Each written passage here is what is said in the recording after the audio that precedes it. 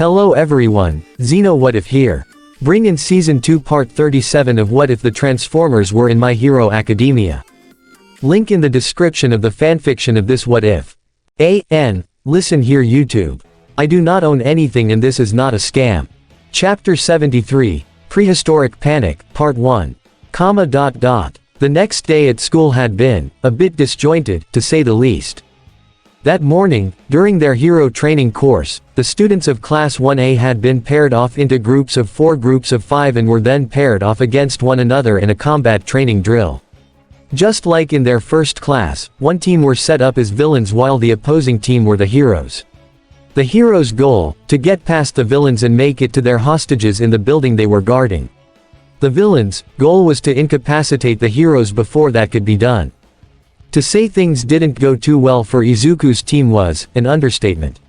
For one, he and Kyoka were on opposing teams, which sucked. Secondly, the leader of Kyoka's team was Bakugo, which doubly sucked, especially for Kyoka herself. "Do I have to?" she bemoaned to All Might before the exercise even started. The symbol of peace, however, was not willing to make exceptions. Young Jiro, as heroes, you will often find yourself working with colleagues you may not be fond of. Believe me, I am no stranger to that. He placed a supportive hand on her shoulder. But just because we may not like them, doesn't mean we cannot tolerate them. You and young Bakugo may have good reason to butt heads, but the intent of this exercise is to try and handle situations like this. He leaned in and covered his mouth as he whispered in addition, if anything, do it for young Midoriya, He needs to learn not to pull his punches. Kyoka's shoulders slumped forward before she relented, wearing an uncertain smile. Yeah, I can kinda get where you're coming from, All Might. I'll go along with it, just so long as Green Bean doesn't literally punch me. Are you kidding? He'd never forgive himself if he did. All Might and Kyoka shared a little chuckle at that. And so, there they were, Team Bakugo, consisting of the explosion user himself, along with Kyoka, Eijiro, Denki and Mina, facing off against Team Midoriya. Of course, the One for All user was leading the team, with Tenya, Ochako, Tsuyu and Keita backing him up. The only other major problem, they were portraying the villains in the scenario. Not only was Izuku not good at that, but that meant Mwahahaha. So, you heroes believe you can best us. Well, think again, heathens. For we shall leave you trembling in your boots. Trembling, I say. Tenya's overacting was back in full force, and it was increasingly hard for Izuku's team to focus. Or, at least, it was hard for Ochako. PFFFFFTT. The gravity user sputtered, holding back her laughter. He's so silly. A much better rested Tsuyu put a finger to her chin, witnessing their class reps overacting and stiff movements. Wow, Iida, you certainly have this whole villain thing down. Maybe in another universe. Izuku mumbled dryly, though he knew full well that he'd have to get into a villain's mindset as well.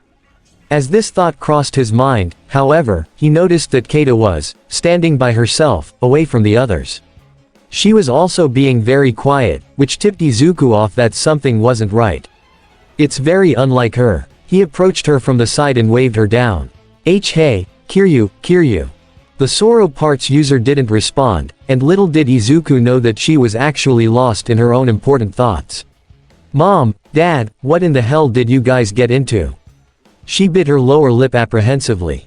God, if the government gets wind of something like this, who knows what would happen? I've gotta find a way to. Hey, Katasaurus. A light gasp escaped the girl and she spun around, seeing a concerned Izuku standing next to her.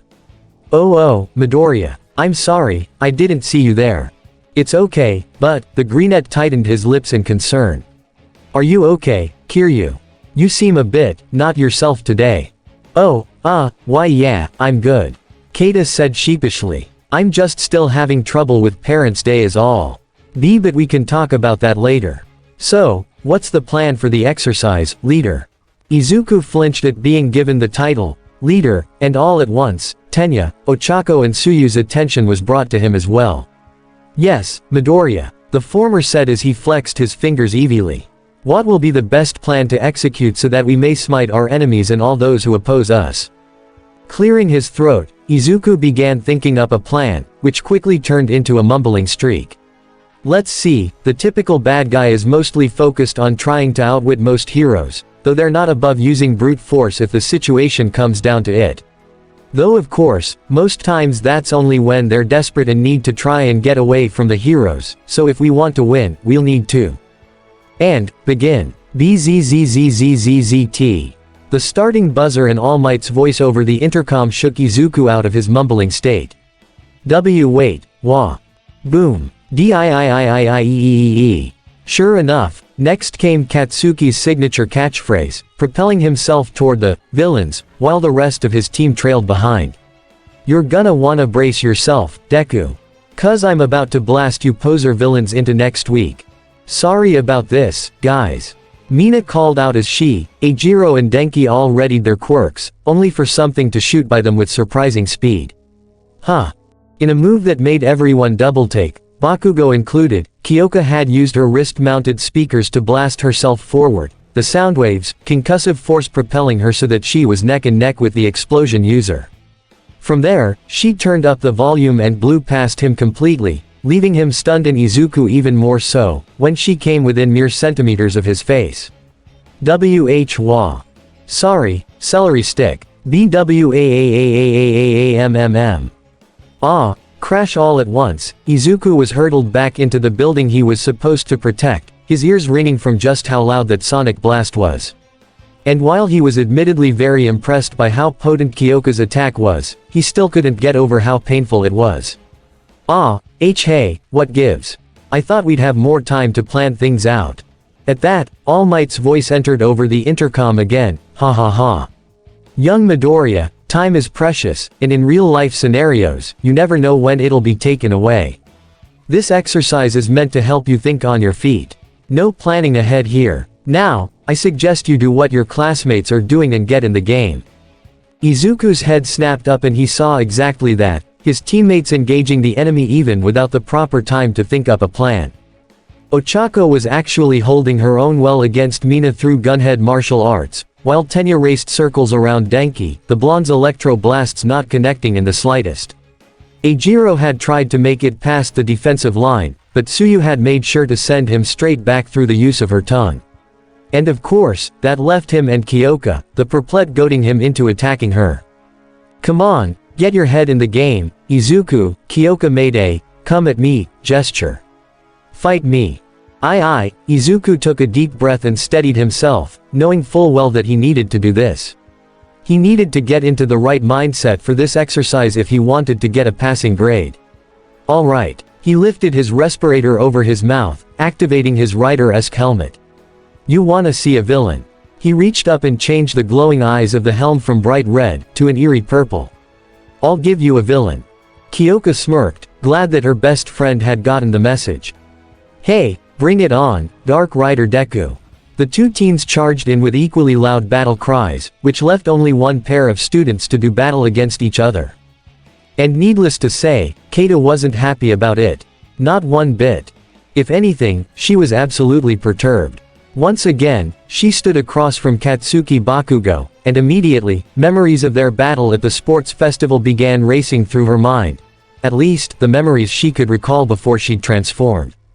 And while she liked to think she had gotten over it since then, she knew it wasn't that easy. God damn it, why? She thought to herself in dismay. Why did it have to be him? Am I being punished for something? Hey, lizard lips. Keita's eyes widened as she saw Katsuki's hands igniting with small explosions, making it clear that he was growing impatient. You just gonna stand there like a fossil, or are we gonna throw hands? The boy's bluster managed to flare Keita's anger up significantly. Oh, you did not just call me a foss, but then her voice was lost again, her mind flashing back to seeing that picture her mom sent her. She had stared at it for so long the night before that the image was burned into her brain at this point. The sight of that massive robot embedded into the ground, what they had once thought was a fossil itself, was actually something much more incredible. She was convinced that it couldn't have originated from Earth. It was much too advanced to be, so it had to have come from outer space. Even so, though, all these thoughts did was make her worry about her parents even more. What'll they do if they get discovered? Keita thought, her mind racing in a panic, without noticing that Bakugo was getting closer by the second. Will they get arrested? Will the government come for them and try to cover it up? Are we gonna be invaded? Cha-kum. Ah. A scream was brought out of Keita's throat as backblast from Bakugo's explosions made contact with her, toppling the tall girl over as the blonde boy went straight for the goal. Ha ha ha. What did I say, scale belly? If your head's not in it, ya might as well forget tryin' to win. Keita gasped and shouted, wrapped her legs, chasing after Bakugo as her legs transformed into ones more muscular and agile. Her speed increased tenfold and she practically vaulted herself through the air with a single jump, managing to land on his back and take him out. The air was driven out of Bakugo's lungs in an instant. Gah. Not so tough now, are ya? The explosion user sneered, slamming his palms flat against the ground. Please. I'm just getting started. Krathom with a massive blast, he propelled both himself and Keita up into the air, where he managed to escape her clutches and spin around to deliver a blast point blank. Ha. Later. Boom. Yeah. The blast wasn't powerful enough to leave any permanent scars, but it was certainly potent, to the point that it left Keita dazed and her hair partially singed. Her hard landing against the pavement didn't help much either. Ochako saw it happen, and she swore she saw Keita break the pavement. Keita. Meanwhile, Bakugo had used the explosion to launch himself into the building, and topple over the chairs with tied hostage dummies on them, setting off the buzzer that ended the exercise. Ha ha ha. Yes. Victory. Team Bakugo wins. All Might announced, though he did so with uncertainty as everything else on the battlefield came to a stop. A rather unconventional way of saving hostages, but it still counts. Even though their team won, the four who were set up with Bakugo couldn't help but feel deflated. Wait, that's it, Denki exclaimed. We didn't do much of anything. Mina waved her fists around in frustration. This wasn't part of the plan at all. Out of all of them, Eijiro was a bit more optimistic, if a bit sheepish. Hee, typical Bakugo, am I right? Ah well, at least we're guaranteed a good grade, I think. Kyoka made her venom much more apparent. PSH, I'd take a failing grade over that idiot hogging all the glory, ah. But, without warning, the earphone jack user cried out as she was grabbed from behind, and was greeted by the worst evil laugh she had ever heard, even worse than Tenya's. Mwahaha, this is not over, Izuku declared, his purple-eyed gaze peering at Kyoka over her shoulder. Now I've got you as a hostage. What'll you do now, hero? Rather than give a serious response, however, Kyoka reached up and pressed a button on Izuku's helmet, changing its eyes back to red. Cut the act, green bean, it's over. Slumping forward, Izuku groaned and removed his helmet, revealing his disappointed face. Yeah, just kinda thought we'd get something out of this exercise. Guys, Ochako snapped, which brought all of their attention straight to her, as she kneeled over Keita's unconscious body. Would you get serious and help me here? Everyone's was immediately wrought with concern and they rushed to help, astonished by the sight of their friend unmoving and entrenched in the blacktop. Keita, no. Mina slid next to Ochako, who was busy looking over their gray-skinned friend. Is she okay? She's got a pulse, but she took that hit pretty hard. Ochako deduced as a pair of medical robots approached with a stretcher. Guys, can you help get her on? The boys wasted no time in doing so, the group of 8 teens following them and their friend out of the training grounds into Recovery Girl's office, leaving Bakugo to himself. And, while he didn't wanna admit it, he too actually felt partial concern for his opponent.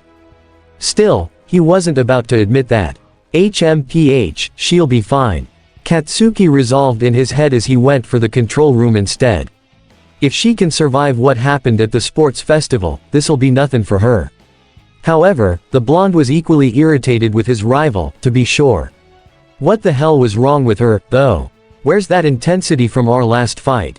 Gah, if she wants to be serious about wantin' to be a hero, she's gotta stop holding back. On a dime, Bakugo stopped and hollered, hey. Deku. Izuku pivoted, setting his attention on his childhood friend, Kei-Kachan.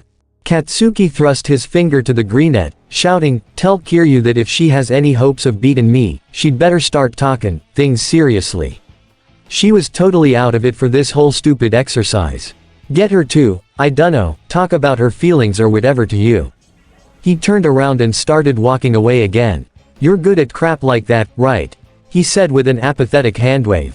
Izuku, though, wasn't sure how to comprehend all of this. Should I take that as a compliment? For the love of, just talk to her, ya damn nerd. Oh okay, I will. Sheesh. With that, Izuku went off and ran, leaving Katsuki to storm off in the other direction. However, in the back of his mind, the one-for-all inheritor knew that this was a very rare thing to see from his friend-turned-bully. If I didn't know better, I'd say he was concerned for her well-being. Then again, it's because he wants a fair fight against her, so I guess he's got his own self-interest in mind, but hey, progress is progress. As it would happen, though, it'd be a while before Izuku could actually talk to Keita. She spent pretty much the remainder of the day in Recovery Girl's office, the nurse no doubt working tirelessly to heal whatever injuries the girl sustained. It wouldn't be until after class, in the parking lot, that the team got to see Keita again. They had formed up in their usual group, waiting for Bumblebee, Jazz, Bulkhead and RC to come to pick them up that day. The only one who wasn't present was Shoto and the 1B students, the former because he was picking his best friend up from the nurse's office while the latter four had other things to do that day. While they waited, though, Denki took the time to do a bit of gloating. "I'm just saying, Bakugo being a glory hog or not, I still say we smoked your team, Midoriya." The electric blonde puffed out his chest and plunged his hand into his pocket, where he produced a familiar ticket. "Which means I stay winning. Ha ha ha." Izuku, Kyoka and Momo all did a double take when they saw that, whereas Eijiro and Mina both grimaced at the reminder. "Whoa, Kaminari, you're going with Iida to the theme park. How the hell did you convince him to pick you?" Kyoka asked pointedly. "You don't have to make it sound like you're offended, dude." Denki muttered, though he quickly put his bravado back in action. "But, as for how I got the ticket, we decided to have a little competition to decide who'd get him. The girls and guys had a three-way match, quirks allowed." Momo's eyebrows rose up, her eyes darting to her red-headed classmate. "Oh my, Kirishima, he defeated you in Tetsu. Again, I ask, freaking how?" Kyoka reiterated. Eijiro's grimace deepened at Kaminari, both remembering how it went down. Yesterday. Dual screams could be heard from the battlefield in front of the Autobot headquarters, belonging to Mina and Setsuna as they were stacked one on top of the other, the former being tossed high into the air with a 360-degree spin before landing on her friend. What's more, both had been cocooned in thorny vines, so their pain was multiplied several times over. Mina had tears streaming down her face as Setsuna tried to wriggle her body parts free, only for the thorns to stick her at every move she made. Coming in for a graceful landing on top of the two, Abara Shiozaki morphed her vine hair into a pair of hands, slamming one thorny fist into the other to emphasize her triumph, along with a final word. "Abara wins. Flawless victory. Wahaha. Whyyyy. Mina whined. Setsuna glared up at her classmate and shouted, "Damn it, Shiozaki, I am so gonna get you back for this." The vine user simply crossed her arms and held her head up high. Perhaps, but not today. Across the field, Denki had seen all of this go down, and the sight of Tenya congratulating Shiozaki and handing her a ticket, ignited something within him. His eyes snapped back to Tetsu and Eijiro, the two similarly quirked boys still laying into one another as hard as they possibly could. They weren't paying him any mind. "They are so gonna hate me for this," a devious smirk morphed onto his lips. "But if it means going to a theme park with Shiozaki. Ha ha ha. Give it up, Kirishima." Tetsu bellowed as he kept punching away. "Those tickets are mine. In your dreams, man." Eijiro rebuked. "There am I. Hey, did you feel that?" A new sensation overcame the metal user as well, leading them both to pause their brawl. "Hey, yeah, it's like the air popped or Somethi, oh god." Their jaws simultaneously dropped as they saw Denki, who was now practically pulsating with electricity that he had built up. Hee K Kaminari, we can talk about this. Dude, pump the brakes, Eijiro insisted. You're gonna fry your brain. All Denki did, though, was aim his hands up, pointing a finger at each of them. Worth it. Indiscriminate shock. 2.0 million volts. From each finger, a massive bolt of lightning shot out and blasted the two hardened boys full on, eliciting loud yells of agony as they were blown away. By the time the light died down, they were revealed to be covered in soot with smoke billowing from their mouths, and then they both fell to the ground with Kaminari joining them in the process. Oh my word. Abara gasped as she and the others rushed over, everyone checking on the three boys. Kaminari, Kirishima, Ochako and Mina kneeled down next to the charred redhead. Tetsu, helping their scorched classmate, Itsuka and Setsuna were both worried and confused. Holy crap, are you guys okay? The only response from Eijiro and Tetsu were pained moans, but to everyone's surprise, Denki actually gave 2 thumbs up, his expression completely dazed over as his brain was indeed fried.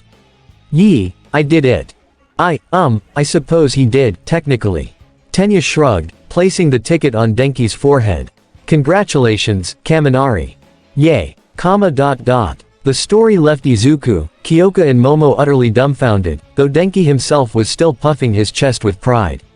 That's gotta be the dumbest thing I've ever heard, the punk rocker deadpanned. Scoff if you'd like, but I'm a freaking powerhouse and you know it. The electrification user boasted. You're something alright. But before Kyoka could deride him more, the group saw the side entrance of the school open up, and from there, they watched as Shoto led Keita out to the parking lot. Ochako brightened up immediately and waved them down. Oh hey, there she is. Keita, but the brunette stopped herself short as they all witnessed Keita wearing a white wrapping around her forehead, the Soro Parts user herself sporting an awkward grin. Hey guys, she waved back. Oh my god, girl, was it that serious? Mina exclaimed as the 1A students rushed up to her. Yeah, I mean, I knew y'all landed hard, but wow, Eijiro rubbed his chin with a wince. You gonna be okay? Keita rubbed the side of her head and chuckled. Hee, yeah, I'm gonna be okay. Turns out I hit my head on impact and I was bleeding pretty bad. Recovery girl said that I took the landing pretty well overall, though, all things considered. Momo breathed a sigh of relief. Thank goodness, but then, she put on a scowl and clenched a fist in ire. That Bakugo, he holds absolutely nothing back, even in an exercise. Does he not realize just how dangerous his quirk can be to his peers in these situations? I'm sure he fully knows that, Yaoyorozu. Izuku assured, giving Momo a serious gaze. But remember, at the sports festival, he made sure not to hold back on Uraraka either. Yeah, and it was bullshit then, too. Kyoka sneered. No matter how much Aizawa tried to spin it as a sign of respect. With a roll of her eyes, Keita interjected back into the conversation, stopping that from going any further. Okay, let's not get into that again, shall we? Listen, I know full well just how powerful Baku Breath and his quirk are, but honestly, I don't mind that he goes all out on me. She put on a smirk and raised her fist. 'Cause lemme tell ya, I relish the challenge. I'm gonna beat him someday, and when I do, I wanna make sure that it's when I've got control over my full Dino transformations. He's not gonna get a one-up on me again like he did before.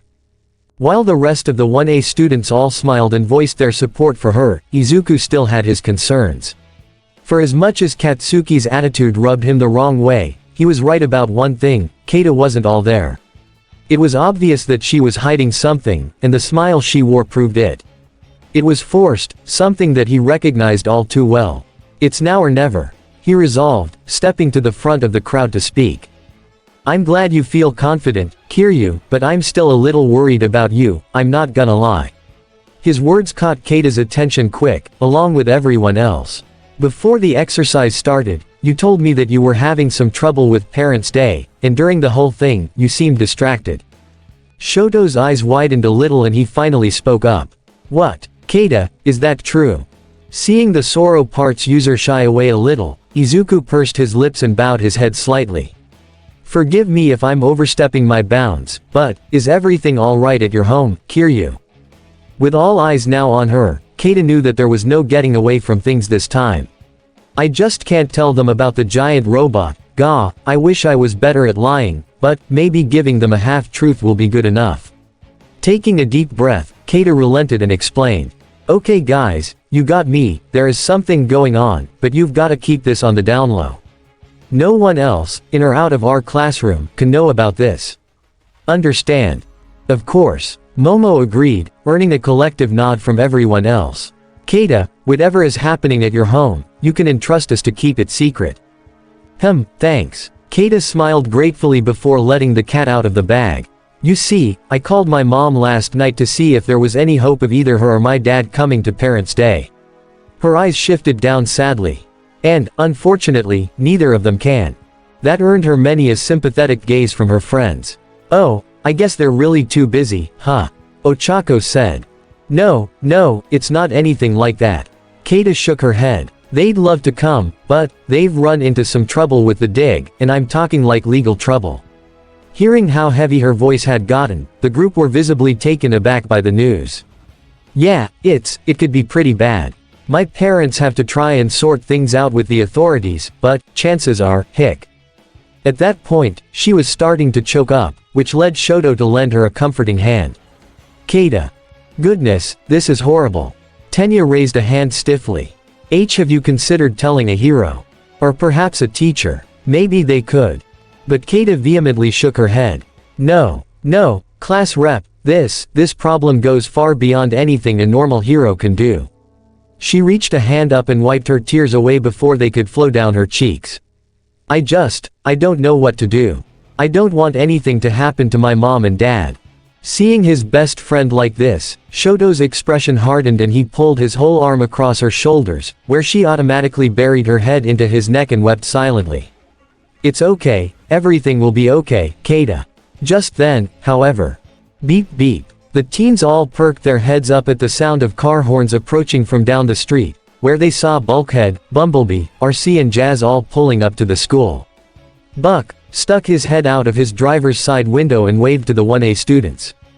Heya, kids, how's things today? Sadie, Brian and Jeff all pulled up to the curb as well. School go well today? The latter asked. What did y'all get educated about today?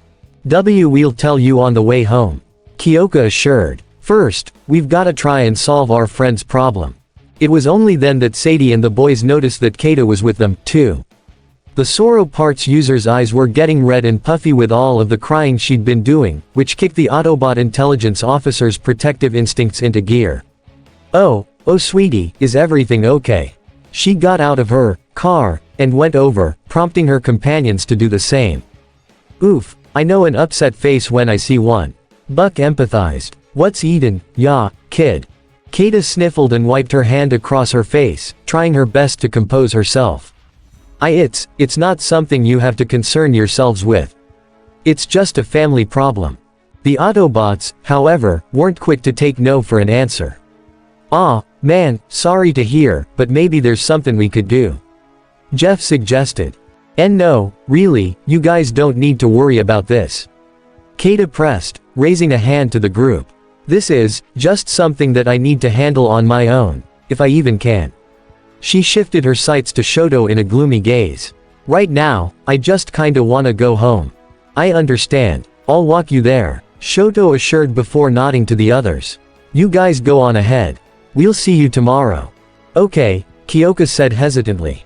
If you insist. But Keita, the gray-skinned girl met her eyes with the perplet, who stepped forward and gave her shoulder a supportive squeeze. If anything happens, let us know. We'll be there for you in a heartbeat, okay? To Kyoka's surprise, she went from holding Keita's shoulder to being hugged by the tall girl in one fell swoop. SNF, thank you, Kyoka.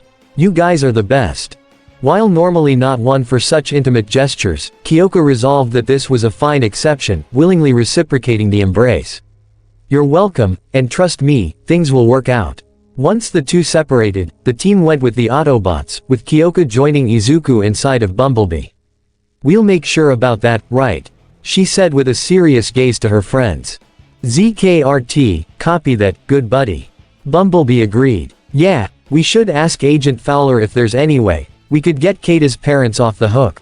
Though first, we should stop by our homes and run it by our parents first. Izuku slightly frowned. We are still grounded, after all. As the Autobots began pulling away from the curb, Keita and Shoto made to head off in the opposite direction. Come on, Keita, let's get you home. The half-cold half-hot user said softly. Keita only gave him a silent nod, peering back over her shoulder to watch the others leave. But then, something caught her eye, and it nearly made her heart stop. Her eyes locked onto the rear of Brian's yellow VW Beetle, where a certain symbol was inside of the car's rear emblem. She subtly enhanced her eyesight with her quirk, transforming her eyes into those of a raptor to make sure it was what she thought it was. And indeed, it was the same exact symbol she had seen on that robot's chest. Wait, sadness gave way to a mix of emotions. Confusion, then hope, and then finally, anger. These people, the ones who had been helping her classmates train over the past several months, knew something about that robot. They had too. She didn't know if they were keeping it secret from her friends, but if they were, then she had to do two things. 1. Save her friends from potential alien invaders, and 2. Force the answers out of them. Wait. In an instant, Kata shifted her legs into those of a velociraptor, tearing up her shoes in the process, and sprinted after them, much to Shoto's shock. Kata, don't. You can't use your quirk in public. But Kata didn't care. This was the only opportunity she might have to get answers. She blew past Brian before he could speed up down the street and jumped in front of him, planting her foot firmly on the hood of the Beetle. Brian stopped on a dime, he and his occupants all equally stunned. Stop right there, Kata roared. Peering up from the backseat, Izuku and Kyoka couldn't believe what they were seeing. Kiryu. What's going on? Get out of the car. All of you. There was a moment's hesitation from the three, but Kata wasn't having it. Now, not wanting to argue, the trio got out, right as the rest of the Autobots all stopped in confusion. Eijiro and the others all got out as well, wondering what was going on. Hey, what's happening back here? Kata seemed to ignore the question as she suddenly took Brian by the collar of his shirt and marched straight back to his rear, shoving his face directly into his Autobot emblem. Care to explain this? What? Kyoka peered down at the symbol, a nervous sweat trickling down her forehead. It's just a decal, isn't it? Kata, what's gotten into? Kyo, stay back. The Soro Parts user raised her arm up to her friends. All of you, get away from these people. You don't know what they're capable of. By this point, Buck, Sadie and Jeff had exited their vehicle forms as well, wondering what all of the commotion was about. What? Kata, this is. But Kata cut Sadie off before she could say anything else. Don't say another word, lady, or whatever you are. Glaring intensely at the group, Kata's eyes were once again brimmed with tears, her fists clenched at her sides as she tried to keep a lid on her emotions. I don't know who you are, but you have a lot of explaining to do. She reached into her pocket and pulled out her phone, all of her rationale having flown out the window. I know I shouldn't do this, but it's the only chance I have. She found the image and shoved her phone in Sadie's face. My parents are in trouble because of your stupid machine, and you're gonna help me get them out of trouble. Understand? It took Sadie a moment to process what she was being shown, but once she did, her mouth fell open in astonishment. She gasped as one hand flew up to take the phone, the other covering her mouth in an attempt to control herself. Seeing her reaction, Buck, Jeff and Brian went to peek at the image themselves. What are you, sweet soulless prime? The large man bellowed. By the Allspark, Jeff uttered as Brian's eyes rolled into the back of his head, though his compatriot grabbed him by the arm to stop him from falling flat on his back. Gee guys! Izuku shouted, the boys starting to panic as their Autobot allies began to use Cybertronian lingo freely in front of Kata. What's going on? Ha ha. Sadie burst out into joyous laughter as she showed the kids the phone, much to Kata's shock. They found him. Kata's parents actually found him. She passed the phone to Izuku so the others could see, and before Kata could even protest, she found herself in a tight, unexpected hug. Ha ha. Thank you, Kata. The high schooler managed to wiggle out of the embrace, shoving Sadie away. Thank me. What the hell are you going on about, lady? Why did you just refer to that giant robot as a he? She thrust a finger over to her classmates, who were all marveling at the photo. And why the heck did you just show that to them? Despite being shoved, Sadie's good mood wasn't tampered with in the least. You'll figure out why in a little bit. And don't worry, all of your friends know all about this already. Everything will be made clear to you soon. She spun around to her teammates and told them, we need to bring her to Prime right away. He needs to know about this ASAP. Right, no doubt about it. Buck agreed as he looked to the other teens. Everyone, load back up, we're headed to base. He pointed straight to Keita. That means you too, kid. You're riding with B.H. Hold on, I didn't agree to anything here. Keita snapped. Who the hell are you people? She whipped around to her friends. And what do you guys know that I don't? Izuku and Kyoko walked over to her, escorting her back over to Bumblebee. Keita, trust me, there's a lot that we need to fill you in on. And we will, once we get to base. Before the Soro parts user could argue further, Shoto came in and rested a gentle hand on her arm. Keita, trust me, everything is going to make sense, I promise. It'd better. Keita glared at her best friend. Because the fact that even you seem to know more about this than I do is kinda pissing me off, Shoto. About half an hour later, after driving all the way to Korusan, the 4 Autobots pulled off of the main road and into the woods, taking the familiar dirt path all the way down to the clearing by the coast where Autobot headquarters resided. There, parked out in front of the base, Optimus, Sideswipe, Sunstreaker, Strongarm and Red Alert were gathered up in vehicle mode, no doubt waiting for them. Keita was immediately confused by the sight of the 5 vehicles parked out front with nary a soul in sight, and it only got even more confusing when their rides just stopped and their doors opened, seemingly on their own. AHW what the? Come on. Izuku beckoned with an inviting smile as he, Kyoko and Shoto all exited the vehicle, while Brian remained as still as a statue. It's time to meet everybody. Naturally, Keita was cautious to get out, but seeing Shoto offering his hand managed to subside her concerns a little. Slowly, she grasped his hand and followed her friends out into the middle of the automobile gathering, which was when someone finally showed up, and it wasn't who she was expecting. Hey, there you guys are, May exclaimed as she came marching out of the building. When we got Bulk's call, we assumed you wanted to be bridged over, but I guess I can see why you didn't want to. Her eyes landed on Keita and she gave a wave. Hiya, Dino girl. Guess you've been roped into this now, huh? Keita blinked as the inventor greeted her. Hatsume, of the support course. Are roped into what? It was then that she noticed that Brian, Buck, Sadie and Jeff moved their vehicles over next to the others, and then promptly flickered out of existence. Where'd they go? Seriously, guys, what's going on here? Oh, don't worry. Mina winked cheekily. This is where it gets good. She waved her hand to the vehicles. Do it, guys. And, on her cue. *WHRRTSCHZZTSCHZZTSCHZZCHKT. For Keita, everything seemed to slow down as she witnessed something that she could only describe as incomprehensible. The vehicles transformed. One by one, they all changed shape into massive, robotic beings, each one a different size and shape. From Brian's car becoming the smallest bot there, to Sadie's becoming a slender pink and white feminine one, to Buck's Humvee, which had a noticeable resemblance to her dad's, becoming a large, rotund bot. But most astounding of all was the red and blue semi-truck, which had become the tallest bot there. For about 2 seconds before a pair of jets and a green helicopter came rushing in overhead, the latter coming in for a landing where it briefly transformed into an armored car and then took robot form. The red and black VTOL jet transformed into a feminine kabuki warrior while the white and red fighter transformed and slammed himself upon the ground in a dynamic pose before standing at his full height, revealing he was indeed much taller than the red and blue bot. Haha. Gotta love making a flashy entrance. Jetfire proclaimed. But even then, the bots weren't done, because from overhead again came the largest bird of prey that Keita had ever seen. She was set to scream her head off there and then, if it hadn't transformed as well, revealing herself to be partially made of metal. Jetfire, please, you'll scare the poor girl.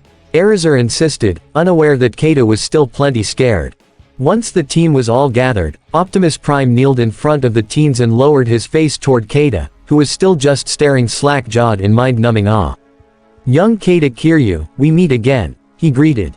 WWWA. Just then, however, everything clicked the second she heard that voice. The baritone was so distinct, she knew she had heard it before, at the sports festival. Orion Pax. Indeed, though that was my previous designation that I used as a pseudonym for my human holoform. Prime explained. My true name is Optimus Prime. Then that means, Keita pointed a shaku finger up to Bumblebee and the others. Brian. The yellow bot nodded to her in confirmation. Buck, Sadie, Jeff. One by one, Bulkhead, RC and Jazz all confirmed her suspicions, leading her to throw her hands up and clutch her hair. What the fuck is going on? Shoto reached around and took Keita by the shoulders again, speaking to her soothingly. Keita, it's okay. None of these guys are going to hurt you. They're good people, bots, I mean. Optimus clarified that further. Shoto is right, Keita. Our intent is not to do any harm to you or your friends. He gave a nod down to the group. After all, we have entrusted our secret to them for many months, even if others discovering our existence has become a consistent reoccurrence. The team all wore sheepish smiles at that, knowing exactly what he was talking about. So, you're giant, talking robots? Keita asked. Much more than that. We are autonomous robotic organisms from the planet Cybertron, also known as Autobots. Kyoka couldn't help but chuckle a little. Hee hee, and there's the line again. Okay, so you're giant, alien talking robots. Keita resolved. Optimus bowed his head affirmatively. Indeed. Though now, I believe the time is appropriate for introductions and explanations. And so, that's what happened. Over the course of the next half hour, the Autobots each introduced themselves to Keita and went over nearly everything that had led to their arrival on Earth. Furthermore, her classmates all recounted their many adventures with the Autobots along the way, detailing their conflicts with the Decepticon threat. All the while, the Soro Parts user was quietly enthralled in the recitation of these events, her eyes growing wider and wider in fascination. And by the end of it all, she was left to process everything that her brain had just been fed. So, let me get this straight. You guys have been fighting your war with the Decepticons for months and somehow the general populace still doesn't know about it yet. Nope, and we wanna keep it that way.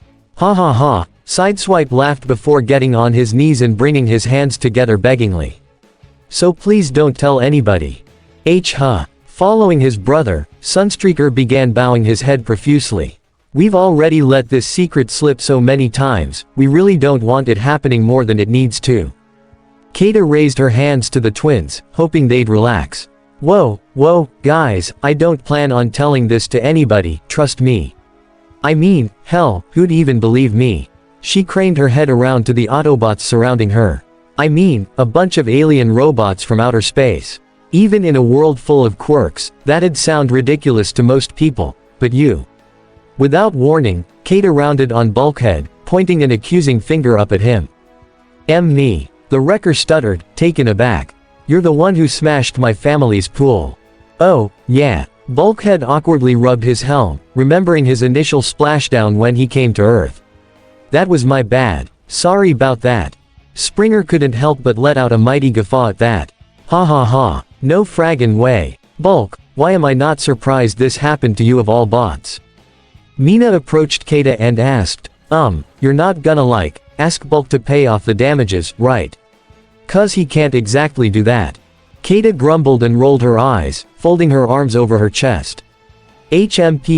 Well, given the circumstances, I guess I can let him off the hook. She then waved her arm around and pointed to all of the Autobots. But if any of you bots even go remotely near my family's pool again, we're gonna have some serious words. Hee hee, message received, little lady. Jetfire saluted, amused by how much fire she had. More importantly, though, we need to talk about what your parents found, kid. Or rather, WHO they found. Windblade corrected. Keita breathed out nervously. Right, another one of you guys, probably from that ARC ship you mentioned before, right? Optimus confirmed her guess. Indeed, but not just any Autobot. His name is Grimlock, and he is an old friend of mine who sent a message to Cybertron long ago. In fact, it was this signal that led us to finding this planet in the first place. He brought up his arm and activated a built-in computer, which began playing the audio they had reconstructed. And so, my friends, we send our message to the future. Even as the asteroid hurtles toward this planet, we stand together in the face of catastrophe with courage and good cheer. Gra-ah. The sound of multiple roars after that deep voice took Keita aback. Namely because it was the same sounds she would often make whenever her own head would change to that of a dinosaur.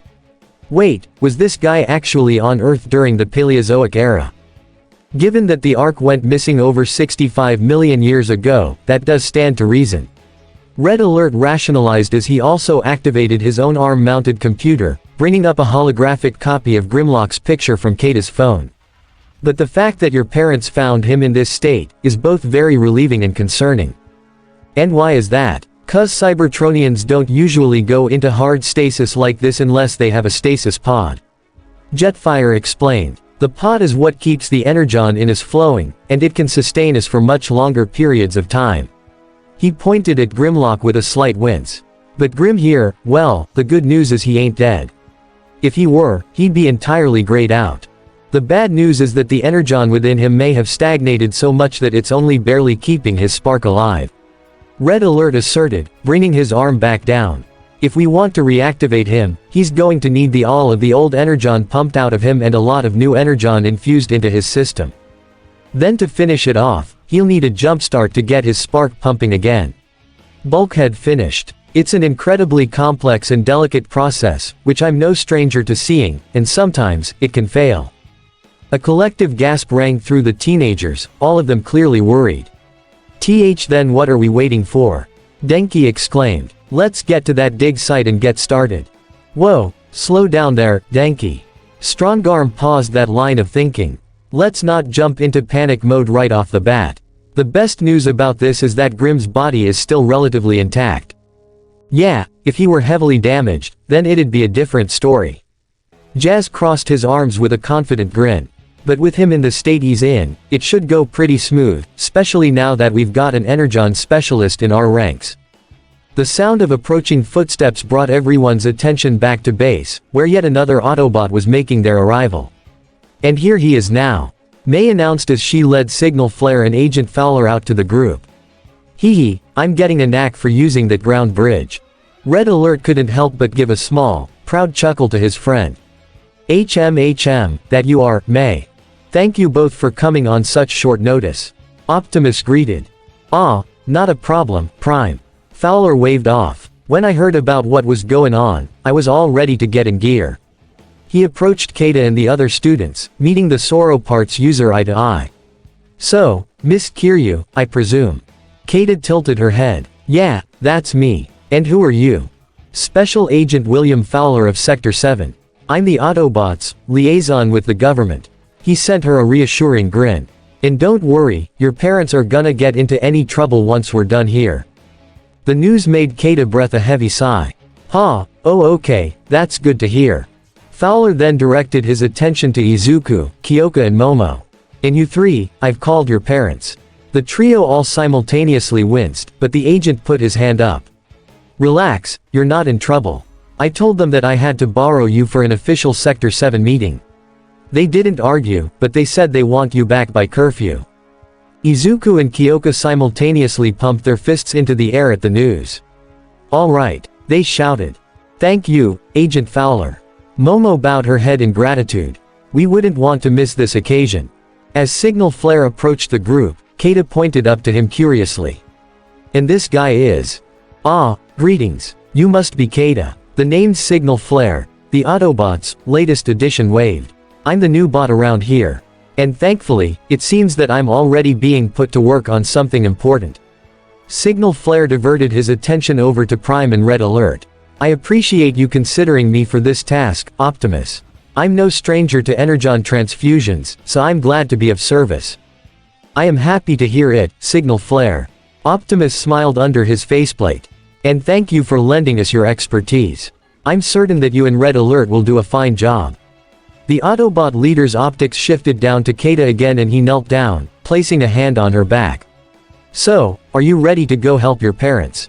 Taking a deep breath, Kata steeled herself and raised a determined fist. Of course, I am. But, wait, a sudden realization hit Kata like an incoming train, her hands flying up to her head as she exclaimed, that means I'll have to explain everything that you just told me to my parents. They're so gonna freak. There was a brief pause as the Autobots let that sink in, that is until Bulkhead broke the silence. They're not gonna sue me, are they? Central Montana, United States. Inside of their large, dig site tent, Krista and Kato Kiryu were both going over the scans of whatever it was they had unearthed. The rest of their dig team had returned to their hotel that night, leaving just the two of them to toil over the complex readings that they were getting from the giant, metal being that they'd once thought was a tyrannosaur skeleton. But all the while, the married couple couldn't help but worry, both for their own well-being and those of their children. If this got out to anyone, they'd no doubt be targeted by the government. Thankfully, they had known their entire dig crew for years, and none of them were known to be snitches, but keeping others away from the dig site was proving difficult. At some point, they knew their overseers and funders would want to see their progress, and it was nothing but nerve-wracking for the two of them. Kato, a Japanese man with slicked back, black hair and thick spectacles, removed his glasses to wipe the nervous sweat from his brow. Can you make heads or tails of this, honey?" he asked his beloved wife. "Because I cannot. I'm in the same boat as you, dear," Krista said with a tired sigh. "I've been trying to go over these scans for hours and none of this makes sense." She shifted through the paper printouts they had made of the robot's body, unsure of just what they were dealing with. "All I know is that this is definitely not man-made. It's far more advanced than anything that our world is capable of making." Standing up, Kato went over and peered over his wife's shoulders at the robot's schematics. "Do you still think that this thing is from some sort of alien civilization? I mean, do you have a better explanation?" Her husband pursed his lips, finding himself at a loss. "Believe me, I'd carbon date the thing just to be sure, but we don't have that kinda tech lying around. And even if we did, I'm afraid to find out exactly what it is." Krista pressed her lips together, trying her best to hold herself together. "Kato, what's going to happen?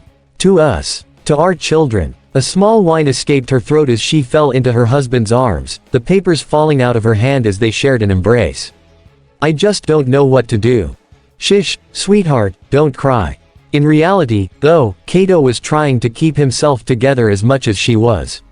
We need to have faith that everything will be alright. If anything, we should be glad that Kenny is back home with the girls, because then they'll have a responsible adult with them if something does happen. I just can't bear the thought of that, though." Krista wailed in sorrow. "My babies will be all alone. I won't be able to attend either of my girls' graduations or their weddings. CHOOOOOM. All of a sudden, a loud sound from outside the tent made the couple's heads snap up, whirling around as a bright, blue light shone from outside. The two were at a complete loss as to what it could be, so they went out to investigate, though not before Kato grabbed a metal bat that he kept handy. However, no weapon could have properly prepared them for what they saw directly next to their tent. There, a massive, blue vortex had appeared from seemingly out of thin air, leaving them awestruck and slack-jawed. "Okay, I think I'm more inclined to believe your alien theory now," Kato muttered. "To be honest, even I was only half convinced on it," Krista admitted. "But this might prove otherwise." Even so, they were even less prepared for what happened next. Because coming through the giant portal wasn't any sort of alien, but instead a large semi-truck, trailer and all, with an African-American man at the wheel, who disembarked after pulling to a stop. The couple stared at him incredulously as he dusted off his suit like nothing happened, before then offering the two a smile. Good evening. Dr. and Professor Kiryu, I presume." At that point, Dr. Kiryu brought his bat up again. "Who wants to know?" Whoa, easy there, Tiger, I'm not here to cause harm," the well-dressed man said before taking out his ID. "I'm here to help you out. Agent Fowler, Sector 7. Krista and Kato analyzed the badge warily. "Never heard of it," the professor stated. "And that's a good thing." Fowler put his badge away and got onto business. "You see, we specialize in the study and discovery of alien life, and we think you might have just hit a gold mine when it comes to that." All at once, the duo went on the defensive again. What do you mean?" Kato denied, raising his bat. "We don't know anything about." But then, the passenger side door of the semi-truck opened up, and out hopped the last person they thought they'd see. "Dad, Mom, stop. It's okay. He's a good guy here." The couple were left utterly wide-eyed at the sight of their eldest daughter coming over to them, though she was doing a sheepish shuffle as they stared at her. "Hey, hi. Kato." Krista practically lunged forward while Kato dropped the bat, the couple embracing their daughter while bombarding her with questions. What are you doing here? Why did you come through this weird portal? Who is this man? And what did we say about not telling anyone about this? That last question stung, but Kata persevered. Well, about that last one, look. Kata pointed up to the red and blue semi-truck, and when her parents saw what she was indicating, they once again were left astounded. There, emblazoned on the side of the truck, was the very same face symbol they had seen on the robot's chest. You've gotta be kidding me. Kato uttered. Nope, not kidding. Kata asserted. I knew that symbol looked familiar, but it didn't click with me until after school where I saw it on another car. Turns out, my friends have been hanging out with aliens for the entire semester. And I only just found out about it. What? The parents echoed. Fowler came in and assured the two. Sir, ma'am, it's all true. Normally, I'd try to keep this all under wraps, but with your case, I'm afraid I've got no choice but to bring you into the fold. At this point, Krista was breathing erratically, gripping her husband's shoulder as she tried to process what she'd just been told. What did we find? What have we gotten ourselves into? Mom, please, slow down. You're going to give yourself a panic attack. Kata moved in to hug her mother, trying her best to calm her down. I promise, nothing bad is going to happen here. We just need to get that big lug out of the ground and get him back online. That gave the parents pause. Did you just refer to it as him? Kata asked, to which he received a nod. I swear Kata, what is it that you know that we don't? We're missing a lot of pieces here. I know. And that's exactly why I've brought some friends to help clear things up a bit more. You might want to brace yourselves for what you're about to see. The couple were more confused than ever as their daughter spun around toward the truck and gave it a signal. Prime. Make something of yourself. What came next was something that the couple could have never expected in their whole lives. *WHRRTSCHZZTSCHZZTSCHZZCHKT*. Before their very eyes, the semi-truck transformed into a tall, bipedal robot, its arms forming from out of the sides of its cab while the trailer hitch extended down into a pair of powerful legs. The windshields and grille resembled the pectoral and abdominal section of a human body, which was only furthered by the addition of a blue-helmed head that emerged at the very top of the robot. Autobots, fall in, he said. Kata had to stifle a giggle at the sight of her parents' absolutely dumbfounded expressions as the rest of the Autobots and their human partners all filed in, with the exceptions Eraser and May, who had remained behind to operate the ground bridge. Optimus Prime then knelt down in front of the Kiryu family, keeping his optics firmly locked on the parents. Pardon the unexpected intrusion, Mr. and Mrs. Kiryu, but I believe you have found a friend of ours. Could you lead us to his body so that we may bring him back online? The couple's reactions to this were understandable. As the two kept screaming, Signal Flare couldn't help but feel a little uncomfortable. Is this what every human is like when they first meet Cybertronians? Nah, sometimes it's more subdued. Kyoka shrugged. Other times, it's even worse. All depends on the type of person. I should probably take them away from all this and try to explain things in a less crazy way.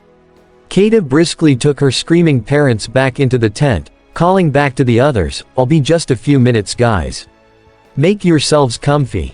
As she pulled her head in, though, Momo scanned her eyes around the area, only to find nothing but rocks and dirt. I doubt we even can make ourselves comfortable out here. But Eijiro just took it in stride. It's no big deal. Besides, he pointed up toward the nighttime sky, which was practically dotted with bright, shining stars. At least we've got one heck of a great view, right? Oh, wow. Mina beamed, her eyes shimmering at the sight.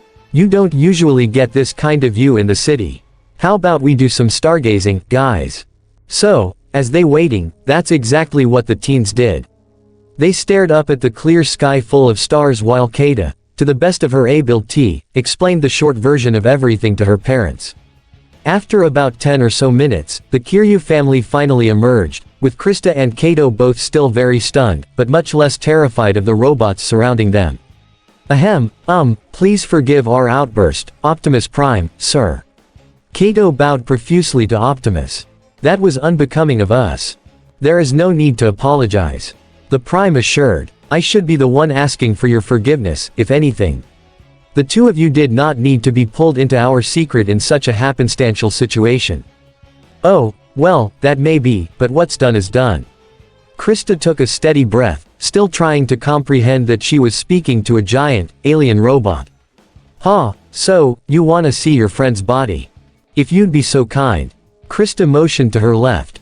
"Follow us." With that, the Autobots and their human allies were taken on a brief trek uphill, though Prime transformed so that he could bring his trailer along with them.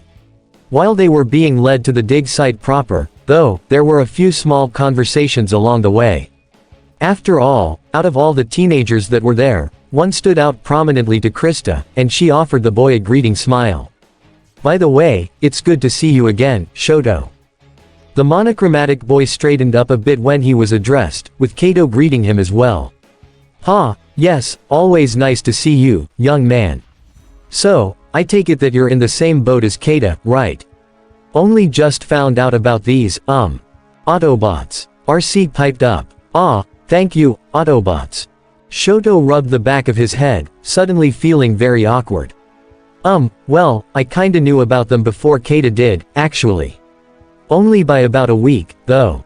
For some reason, that got a laugh out of Kato. MHA. Honey, you were right. The man grinned to his daughter.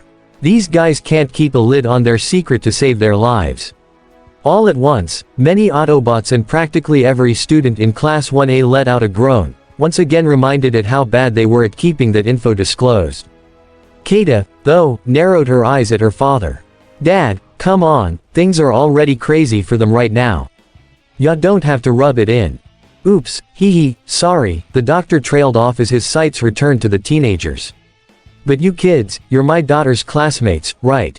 I watched all of you during the sports festival, and I've gotta say, you all are quite talented with your quirks. Oh, yes, Krista supported as well, and thank you all for being such good friends to our daughter. It means the world to us, you have no idea. Izuku smiled back to the professor happily. Haha, it's no problem at all, Mrs. Kiryu. We're all incredibly honored to be Kata's friends. He lifted his head up toward Bumblebee, who gave a thumbs up. Hey, I actually still remember the day we met. She had missed the train on the day of the UA entrance exams and she flagged us down and asked us to get her there. A sly smirk came to Krista's lips as she eyed her daughter, who winced under her gaze. Yes, Katie told us about that, didn't you? Hehehe, yeah. Though in hindsight, I honestly can't believe I ended up hitchhiking with a freaking alien disguised as a VW Beetle. Kata's own sights directed up to the little yellow Autobot. All the same, thanks again for that, Bumblebee. ZRKT, you're welcome. B responded, using a lyric from an appropriate Disney song.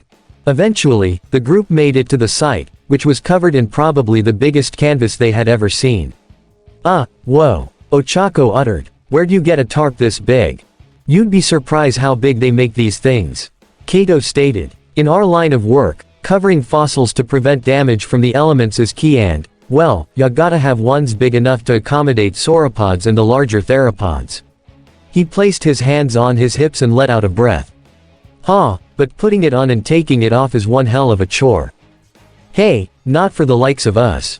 Springer said as he and Bulkied each took an end of the tarp on one end while Jetfire and Prime went to the other.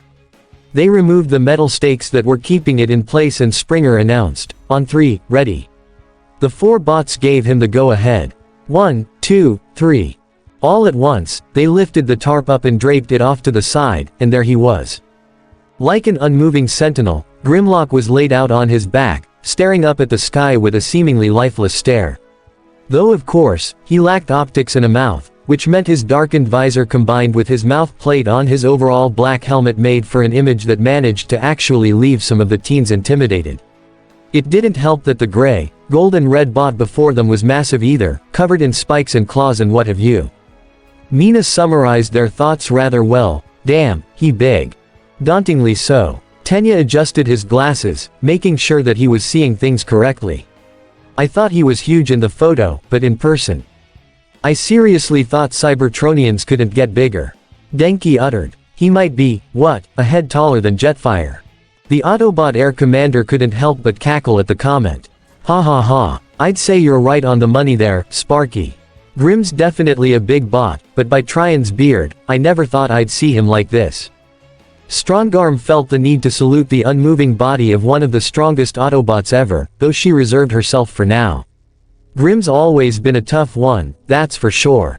I'll say. He experienced an impact event and is somehow still alive. Kata placed her hand on her head, flexing her fingers while making an explosion noise. BRRSCH. Mind blown. And it's our job to make sure that he stays alive to tell the tale. Signal Flare approached Grimlock's body, carefully stepping over it so he could access the bot's chest. I'll need to get into his spark chamber. He pressed down on the smoky black clear panel over Grimlock's Autobot symbol, and within seconds, the parts began to shift until his whole upper torso was open. The area was then enveloped in a faint, blue light as the spark chamber was exposed. Whoa, what is that? Kato wondered. Red Alert was the one to answer that. That is Grimlock's spark. It is the very essence of a Cybertronian's life force. What you consider a heart and a soul, a spark is all of that to us. He did a quick scan of Grimlock's spark, and what he found wasn't pleasing. And right now, Grimlock's life signal is very faint. He's holding on, but only barely. A sense of worry went through the crowd when they heard that, to which Red nodded to Signal Flare. Are you ready? Whenever you are, the Energon expert affirmed. Let's get the equipment ready. From out of Red Alert's storage unit on his back, he procured 2 devices with long, clear tubes, which would no doubt be used to pump the Energon in and out of Grimlock. To that end, Optimus opened his trailer, allowing Roller to come out and unload a massive tank full of liquid Energon.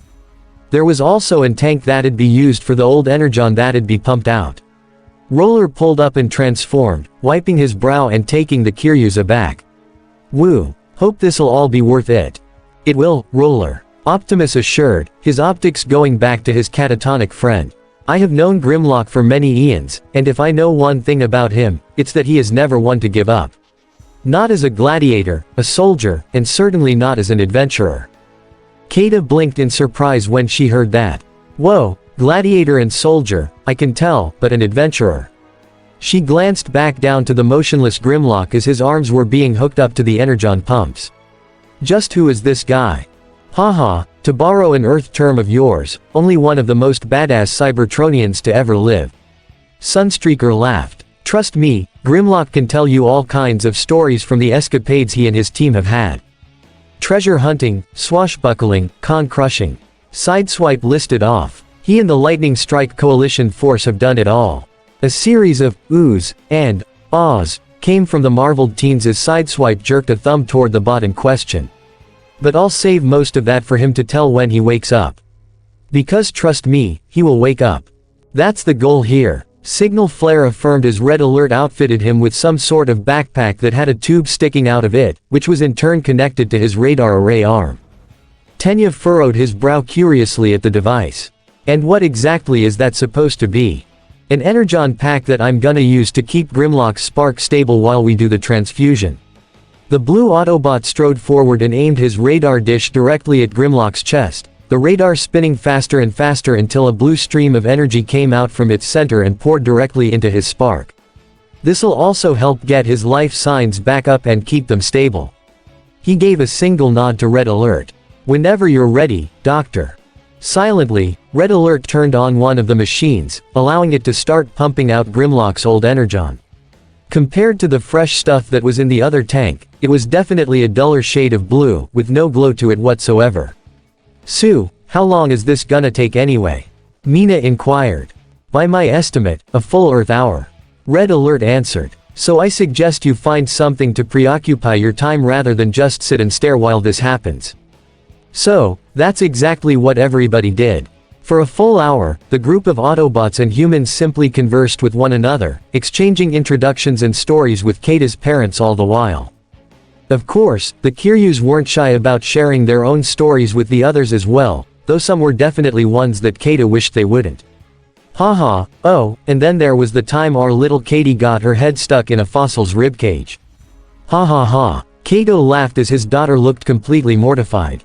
Good God, what a way for her to discover her quirk.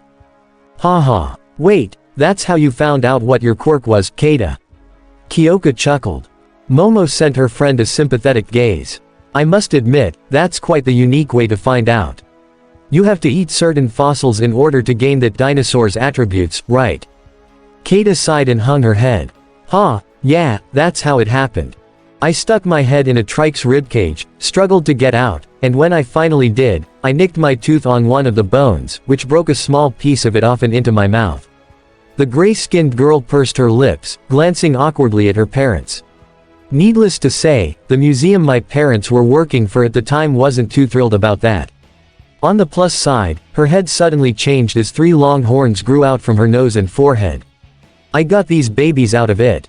From then on, she was only allowed to eat fossils that came broken out of the ground. Krista asserted with a little smirk. Otherwise, we'd be out of a job. The group all shared a laugh, but their attention was garnered when Optimus Prime came over, having been observing the transfusion process. Pardon the interruption, but we are nearly ready. Optimus's gaze settled on a certain electrification user. In Denki, we require you for this next part. Me. Denki stammered, a sense of importance beginning to well in his chest. Sure. Whatever you need, I'm there. The group returned to Grimlock just as the last of the fresh energon was being pumped into his system, to which Red Alert disconnected the machine. Alright, what do I gotta do? Signal Flare craned his head to the blonde as he lowered his arm, Grimlock's spark now having a more intense blue glow to it. Now, we need to bring Grimlock out of stasis, he answered. And the best way to do that is with a controlled shock to the system, which'll get his processor working again. That's where you come in, Electrocutioner. Snapping his fingers, Denki let loose a small zap, wearing a confident grin. Oh ho, you've called the right guy. I'll wake him up in no time. Kyoka placed her hands on her hips, narrowing her eyes at Kaminari. Don't overdo it, jamming Ye. You don't wanna fry his circuits. I get it, the boy said, raising his hands defensively. I mean, when was the last time I screwed up, huh? Denki received several deadpan stares, much to his chagrin. Don't answer that, just focus on my glorious winning streak. Denki stepped up next to Grimlock's head and rubbed his hands together, generating a fair amount of electricity. Red Alert raised a hand to him. On my mark. Ready, clear. With that, Denki let loose the bolt directly into Grimlock, causing the bot's limbs to spasm for a moment before settling back down. Now, stand back. Give him room. Denki did as he was told as Optimus called out to the warrior. Grimlock, can you hear me? Grimlock. At first, there didn't seem to be much, but then, they heard a low, guttural groan escape the once inert Autobot before he began to steadily sit up, which elicited a rally of cheers from everyone. It is good to see you online, old furry, but then, Prime cut himself off, taken off guard when Grimlock's visor came online. At first, it was blue, just as it had always been, but then, it faded into a bright, violent red. Grrrah. Grimlock bellowed out a powerful roar as he suddenly leapt to his feet and took Prime by the head, making everyone gasp as he tossed the Autobot leader away. RRAAAAUUUGHH. What's going on? Kata cried fearfully, keeping close to her parents as Shoto stepped in front of them protectively. Kyoka snapped her head to Denki and yelled, damn it, jamming Ye, what did you do? The blonde seriously had no idea himself. I don't know. I did exactly what he said, I didn't use any more power than I needed to. Just as Grimlock was about to strike Red Alert, Bulkhead bounded forward and raised his arms, blocking the blow, though he winced at the force behind it. Doc, what's the situation here? The wrecker barked. I'm not sure. Red shouted. This wasn't supposed to. Without warning, he and Bulkhead were blindsided and bashed in their chests by Grimlock's powerful fists, both sent sprawling down the hill after Prime. Jetfire wasted no time in trying to get a handle on the situation. Autobots. Restrain him. He rushed in along with Springer, the latter launching both Sabak and Fangblade at Grimlock's arms. The mini-cons bit down on his hands while the larger two bots leapt up and clung themselves to Grimlock's arms and neck. The rest of the Autobots surrounded their berserk comrade on all sides, with Windblade trying to talk sense into him. Grimlock, calm down. It's us. The city speaker implored, though she kept her hand on her Stormfall sword just in case. It's your friends. Remember. But, if anything, that just seemed to make Grimlock angrier. Within seconds, he threw his arms up and tossed the two wreckers at the Autobots, causing them to scatter before he reached up and swung Jetfire onto the ground over his massive shoulders.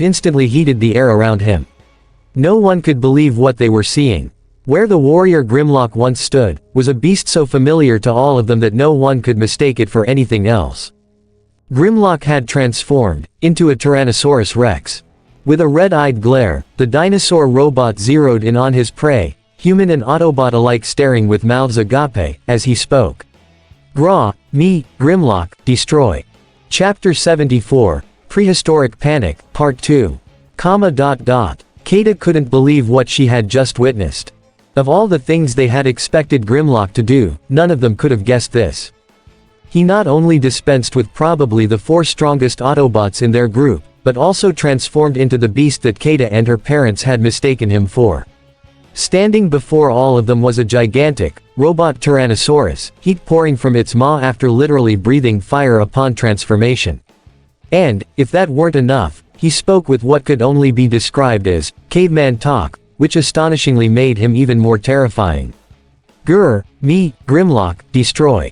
Another roar made everyone cover their ears again, but even so, they couldn't help but be astounded by what they were seeing. Oh no, Kata uttered. Not gonna lie, I was expecting a giant car. Eijiro emphasized. Izuku shook his head in disbelief. He's a MOTHERFRAGGING T-Rex. Mina screamed, being the only one who was finding this completely awesome.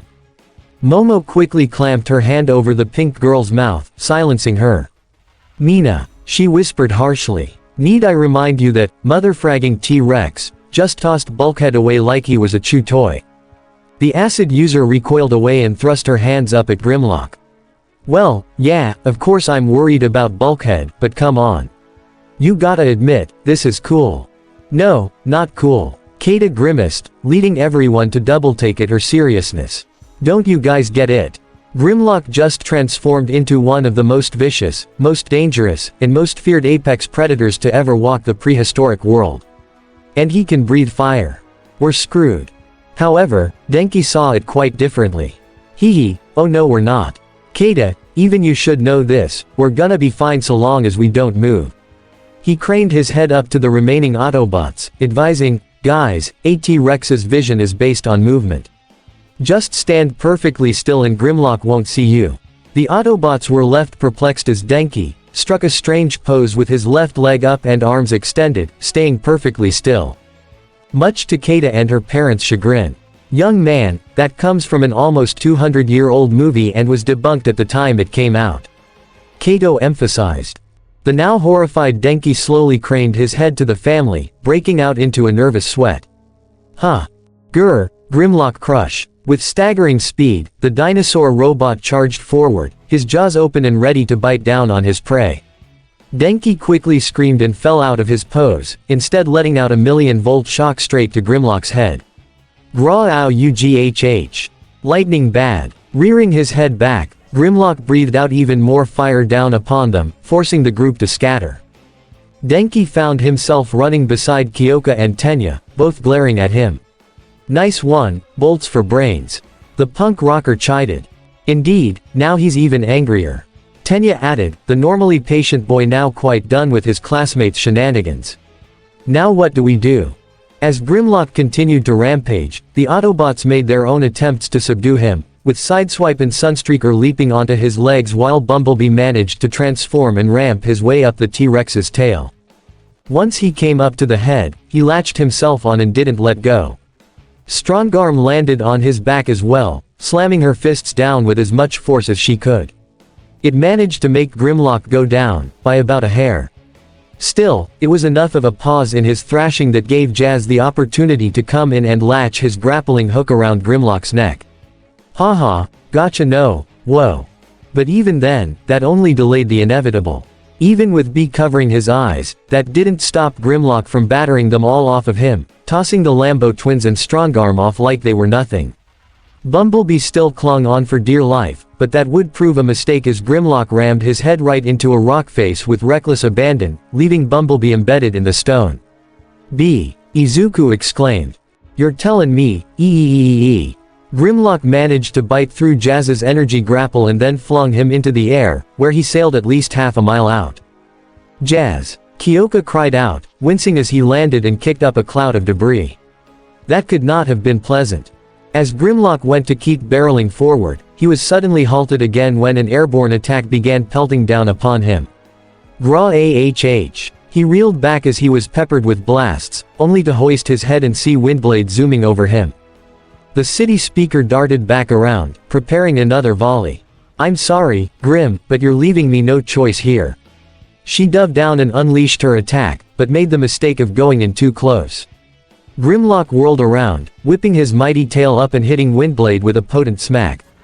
Ow! The Autobot jet quickly lost altitude and went careening to the ground, losing a wing in the process. Momo gasped in horror. Ah! Windblade, no! Gyaaaaoooorrr. Grimlock roared and once again went to stomp off, but one last Autobot managed to stand in his way. Grimlock, stop! RC hollered, spreading her arms out as she glared up at him defiantly. You don't want to do this. Don't you remember us? The dinosaur robot growled as he lowered his massive head down, tilting it so that he could look her in the optic. You at least remember me, right? RC. Watching the scene from a safe distance, Ochako had to resist biting her nails in apprehension.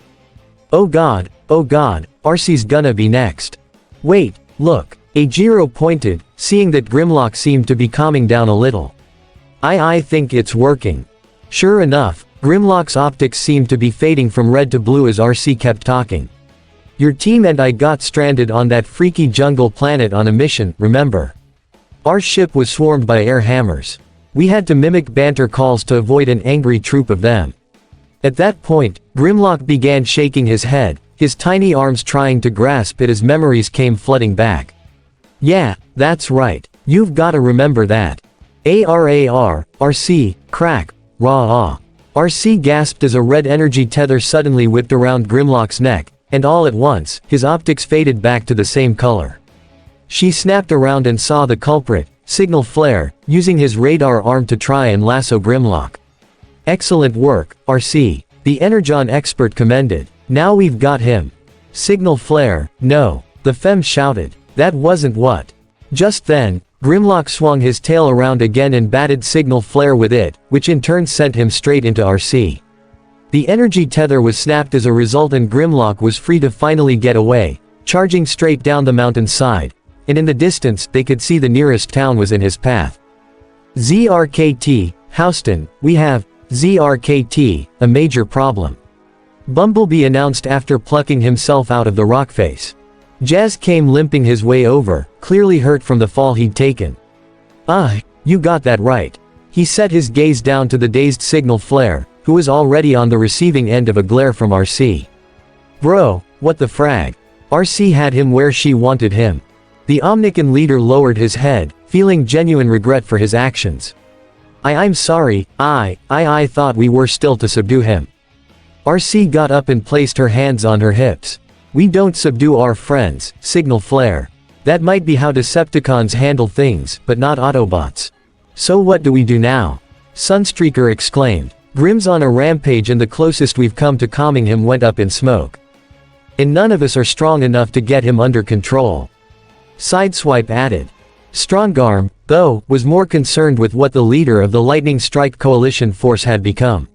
More importantly, though, what happened to him? Grimlock's alternate mode was not a Tyrannosaurus back on Cybertron. That managed to take the humans aback. Wait, so, that means he's not a Maximal like Eraser? Izuku asked. Gah, no. Windblade answered. She had assumed robot mode, but was carrying her severed wing in her hands. When it comes to Maximals, all of them have a mixture of technological and organic elements. Granted, when it comes to ones that are native to Cybertron, they do tend to lean more on the robotic side, but even so, they still have some organic parts. I've never seen a fully technological Maximal, and Grimlock certainly wasn't one of them. Kata stepped forward and pointed up to the city speaker. I'm not entirely sure what you mean by all that, but it sounds like Grimlock must have been changed to have the T-Rex alt mode in some way. That's highly improbable. Red Alert piped up, with him, Bulkhead, Springer and Jetfire having recovered from their violent encounter. The only way such a thing could have happened was through reformatting, and as far as I know, Grimlock hasn't received anything of the sort. Or, it could have been through a different process. The voice of Optimus Prime made everyone set their attention squarely on him. One of the antennas on his head had been bent and his faceplate was slightly cracked, but overall, he seemed none the worse for wear. Namely, an experimentation process. That left every bot confused, at least for a moment. Experimentation. Prime, what are you? Oh dear Primus, no. Bulkhead uttered. By Trion's beard. Red Alert brought a hand to his head, clearly overwhelmed by the though just as everyone else was. I didn't even consider, but, Shockwave, you monster. The humans, though, were still lost, especially the newly initiated amongst them. Excuse me, but, who's Shockwave? Krista asked. Windblade wore a disgusted sneer as she explained, a very dangerous Decepticon. One of Megatron's top 3 and his lead scientist. A mad scientist, to be specific. There's no lengths he won't go to in the name of logic, and a long time ago, he managed to capture the Lightning Strike Coalition force. Jazz nodded grimly. Yeah, and I remember it all too well. It was right before the launch of the Ark, and Grimm's team were on sentry duty. But then, one day, they disappeared, which left the Ark open to attack. We initially thought they'd deserted their post. Jetfire chimed in, but in reality, they left for a pretty good reason. Shockwave was conducting experiments within the Sea of Rust, ones which involved peering to other worlds via a space bridge. Optimus picked up. Grimlock had concluded that Megatron must have been searching for a world with plentiful energon to plunder, and so led a secret mission to stop it. Unfortunately, they were ambushed and taken prisoner by Shockwave, who then experimented on all 5 of them. An audible gasp rang through the crowd. Why you're kidding, Kata uttered. And you think that's how Grimlock got his Dino mode? Precisely. Thankfully, they were able to make an escape, but after that experience, Grimlock had changed. Optimus lowered his head. No longer was he the cheerful personality we knew him to be. Ever since his return, he was much more violent. More inclined to lash out at others. He and I even got into more disagreements than usual. He rose his head back up to gaze at the stars. Ultimately, after a particularly bad argument when Unicronus first began staging calculated attacks against us, he chose for him and his team to accompany the Ark's expedition, saying that he would much rather be off of Cybertron and away from my poor strategic planning. The humans visibly winced at that. And let me guess, that was the last interaction you guys had. Izuku guessed, to which Prime solemnly nodded. Gah, we need to get Grimlock calmed down and back here so we can put him back in his right mind. Tenya approved, but raised a point of contention. I agree, but how are we to go about it? He stiffly gestured out toward the direction Grimlock took off in. If you haven't noticed, Grimlock is significantly much more powerful than any of us. He's been aggravated to the point of not being reasoned with. Already halfway to town, Fowler shouted, making everyone whirl around and see the space T-Rex closing in fast on the human settlement. By Lincoln's hat, he's gonna flatten that whole thing if we don't do something. Scrap. Strongarm threw her hands up. How are we supposed to catch up to him at this point? Windblade immediately volunteered to go after him. I can get to him. Just gotta reattach my wing and, Just then, though, her back sparked where her wing was blown off, making her fall to one knee. No, Windblade, you can't do anything the way you are now, Momo insisted. Red Alert came up and placed a hand on the city speaker's shoulder. She's right. This isn't just a quick patch job. Windblade, you're coming with me back to base. A frustrated grumble passed Windblade's lips as the medic directed his attention toward their other flyer. Jetfire, think you can catch up to him? Pretty sure, but I dunno if that's a good idea. Jetfire placed his hands on his hips. My thrusters will probably cause even more human attention to come our way.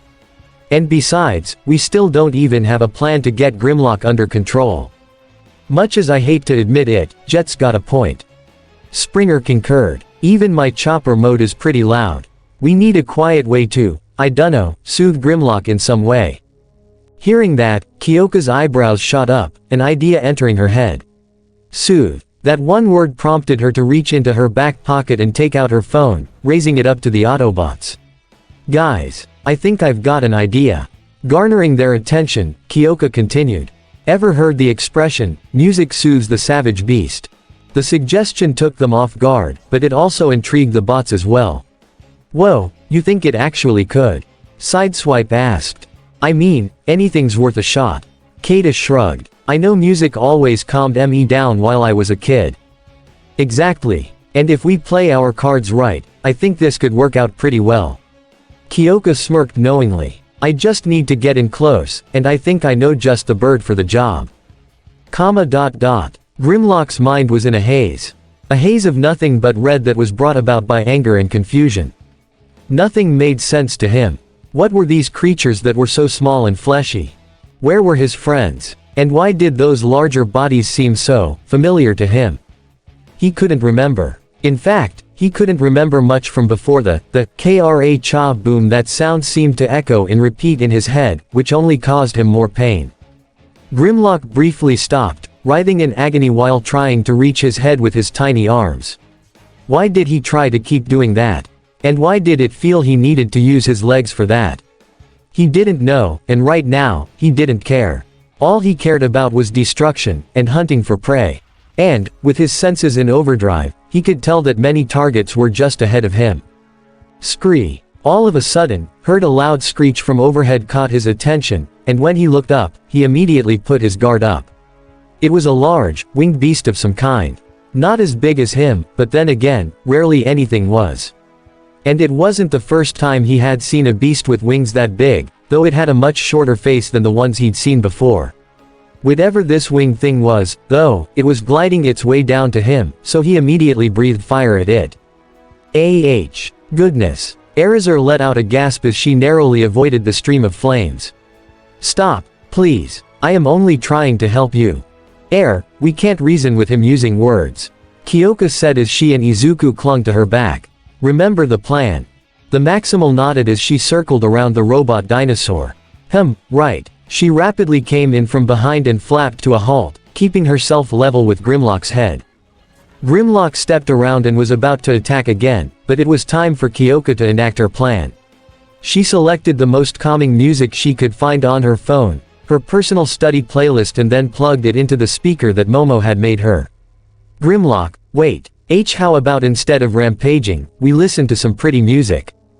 The beastly bot wasn't about to take her advice, but then, the music started playing, a soothing, lo-fi beat. Once it reached Grim's audio receptors, things began to get a bit clearer for him. The steady and soft music was helping to lift the fog from his mind and, within moments, he felt much more relaxed. He was still very confused, but the rage within had at least been quelled for the time being. To the point that his optics even changed back to blue. Grimlock liked pretty music. Oh yeah, ya do. Kyoka sighed in relief. You okay? Izuku asked. You looked like you were gonna be sick for a while there. Izuku, I just got a T-Rex under control with the power of lo-fi beats. I feel like a freaking queen right now. Kyoka peered down to the bird bot below. Alright, Eraser, let's take this guy back to the others, nice and slow now." With an affirming nod, Eraser did just that.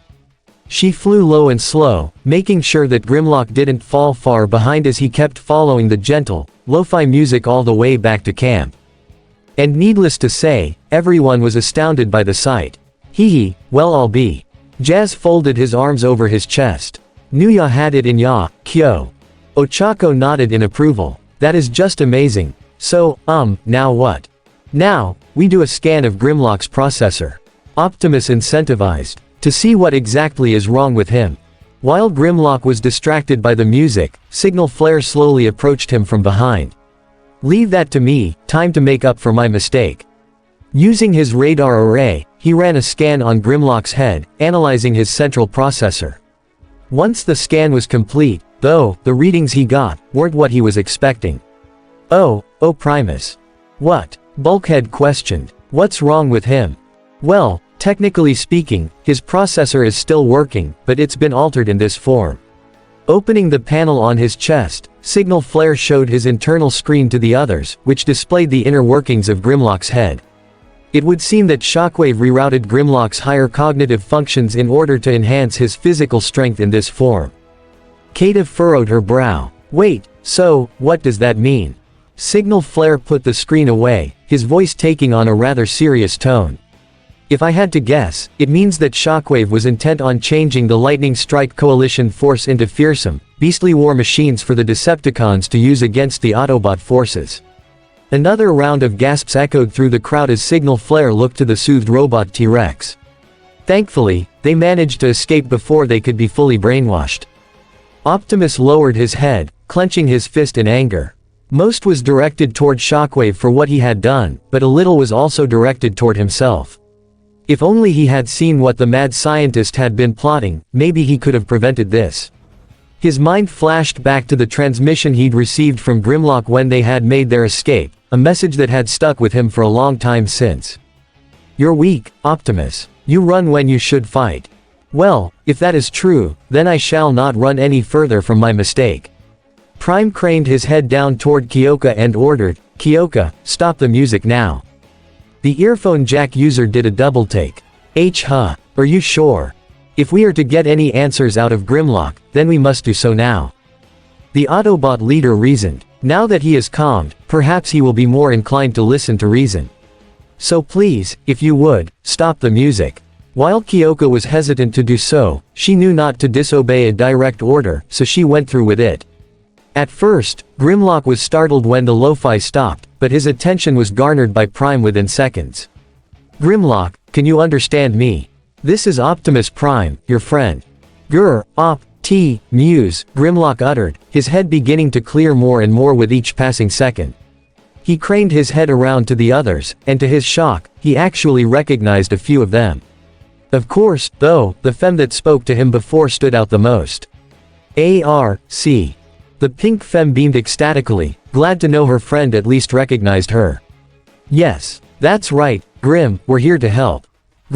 Friends." Without warning, Grimlock stormed forward, though not in an attempt to run away again. Instead, he seemed to be searching for something. After a couple moments of looking around, the robotic T-Rex spun back around and asked, "Where are friends?" "We're right here, Grim." Sideswipe assured, "You're among friends." But Sunstreaker shook his head. "I don't think he means us, bro. I'm pretty sure he means Slug, Snarl, Swoop and Sludge." The yellow bot stepped forward and explained it to the beastly Autobot. "I'm sorry, Grim, but I'm afraid we only found you. None of your teammates are around here." "No, not team friends," Grimlock bellowed. "Other friends. Dino friends." His outburst took everyone by surprise, most of all the Kiryus. "Wait, does he mean, like actual dinosaurs?" Kato inquired. "It wouldn't surprise me, Dad," Kata affirmed. "I heard Grimlock's message, and in the background, I could clearly hear a bunch of dino roars." She placed a hand on her chest. "And I should know, I've made some of those sounds before." Shoto cleared his throat, feeling somewhat awkward.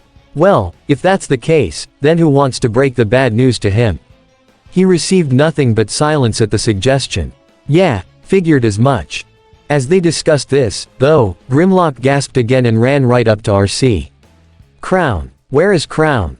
The intelligence officer furrowed her metal brow in confusion.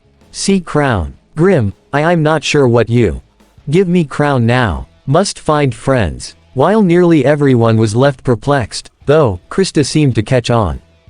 Wait, didn't I see, in her mind, images of the scans she'd taken of Grimlock in the ground flashed by, and she recalled seeing something else directly underneath him.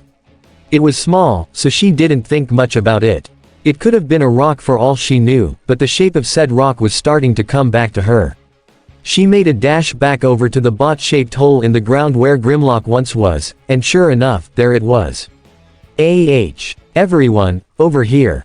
Every bot and human followed suit and gazed straight down into the indent, where they could see a golden metallic gray crown sitting directly in the middle of the site.